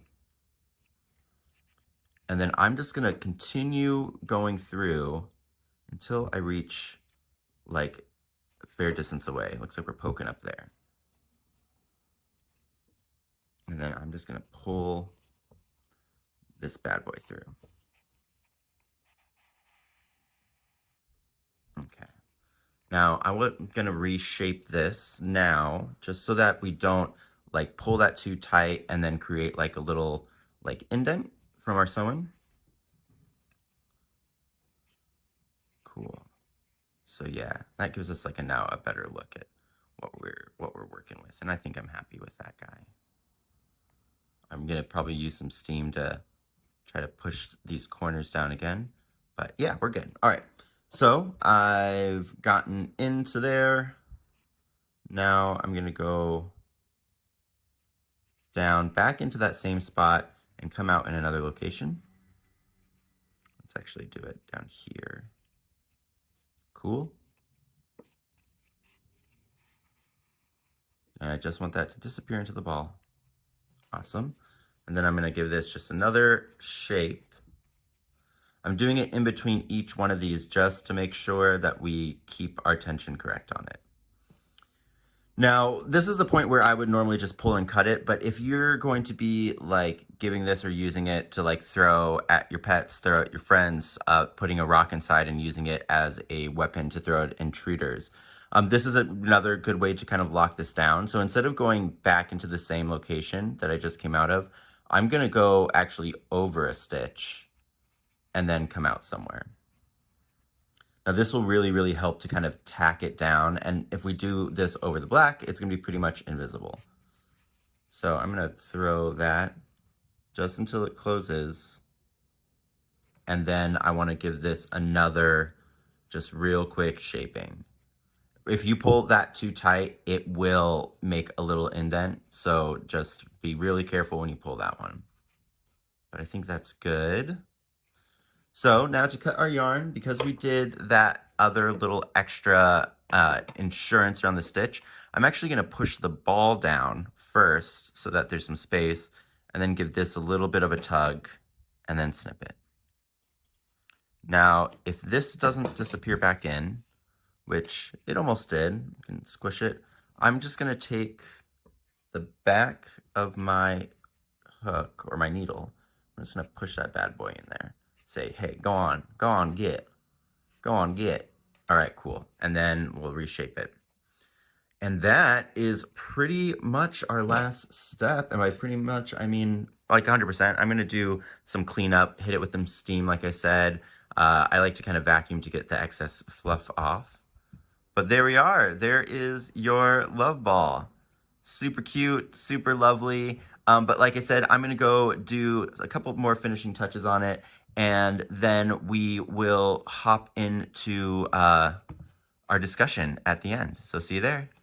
Okay, so discussion time. I'm going to bring both of our love ball baddies in here to chat. I just want to cover just like the main kind of technique that we use, and then like a couple things that I learned throughout the process of this. So first off, technique. That technique of creating like a keyhole and then fitting the shape into it, I think is really, really cool. So when I was in the like research portion of developing this pattern, a lot of the love balls that I was coming across would be like a Pokeball crocheted and then a heart put on and then sewn on, which I think is like a good way of doing it. However, what I really wanted to have was something that would be like a flat plane with the sphere. And doing the keyhole and then the zipper, flat slip stitch zipper join was a really good way of achieving it. I'm not sure if that method's going to work in all instances with these balls when we're going to need to put like a kind of an applique shape on it, but it does really work in this instance. And I think it's just because the ball has like an outline around the heart. Now, things that I've learned when doing this was a couple. So first off, I think is just like when we have the aside to kind of address that little like pink coming out issue. I feel like a lot of times when I'm working in crochet patterns, and maybe just sometimes in life general, When I hear like, okay, so flat slip stitch zipper join, we go one side, the other side, one side, the other side. And I just rigidly kind of keep that expectation instead of like trying to experiment. And that's kind of what happened here, right? Like I know that sometimes when you do the zipper join that one of the yarns can show on some pieces, especially when it's like kind of like a tight or weird angle. But I just kept on thinking to myself like, well, this is how that join has to happen. Whereas then when I just kind of like break the mold and experiment a little bit, we can get something that's a lot nicer. So I think that's just like a good takeaway is to, you know, techniques aren't written in stone. So maybe kind of experiment and play around with like how those techniques work. The next thing is keen-eyed viewers might have noticed that we actually did the button different this time. And there is a reason for it. Here, let me grab you this guy. So sometimes when doing these balls, this was a great ball that I was gonna make to give to a gift. But like when we're doing the button the old way, where we make our back post single crochets with the black colored yarn, you can sometimes get that showing, especially in like where the beginning of the join is. And I wanted to find a way where we could like 100% eliminate that so that it's not like, oh, sometimes that happens. If you hold your tension wrong, that happens. No, I just wanted it to be super simple, easy peasy. That's just not gonna happen. And I think that we achieved it by doing our split stitches as our back post single crochets as split stitches. So there's no chance of the black showing here because that part of the stitch is going to be white. And I think I'm gonna carry that forward. The one thing that I do notice with it is that it does kind of make the white part of the button look a little bit bigger. But I don't really think that that's that big of a detriment. We'll maybe see going forward if I change my mind. But as for now, I don't think I am. I'm gonna probably keep that new button method, and we might even start applying it to the top here. But part of me kind of likes the black ridge. I don't know. Stay tuned and you'll find out and see if we change things. But yeah, that's gonna be it for the pattern. Just quick reminder that the written version of this pattern is gonna be on sale on my Etsy for 25% off until June 7th. So that'll make it like $1.50. Great way to support me monetarily. But comment, liking, sharing, subscribing, hitting that hype button, all of those things super, super help as well. I'm gonna try, my goal is to get 1,000 people by the end of the year. And hopefully I can start doing like the YouTube community membership things through the page. And I got some things planned for you guys at that too. So I'll keep you posted on when that stuff is going on. But yeah, I think that's really all I wanted to say. Thank you guys so much.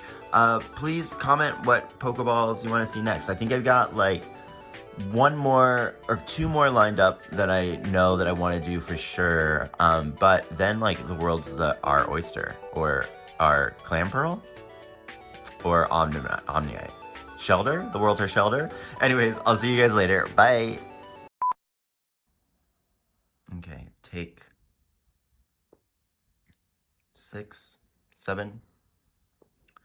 6, 7. All right, yeah, we'll just say it's take 7.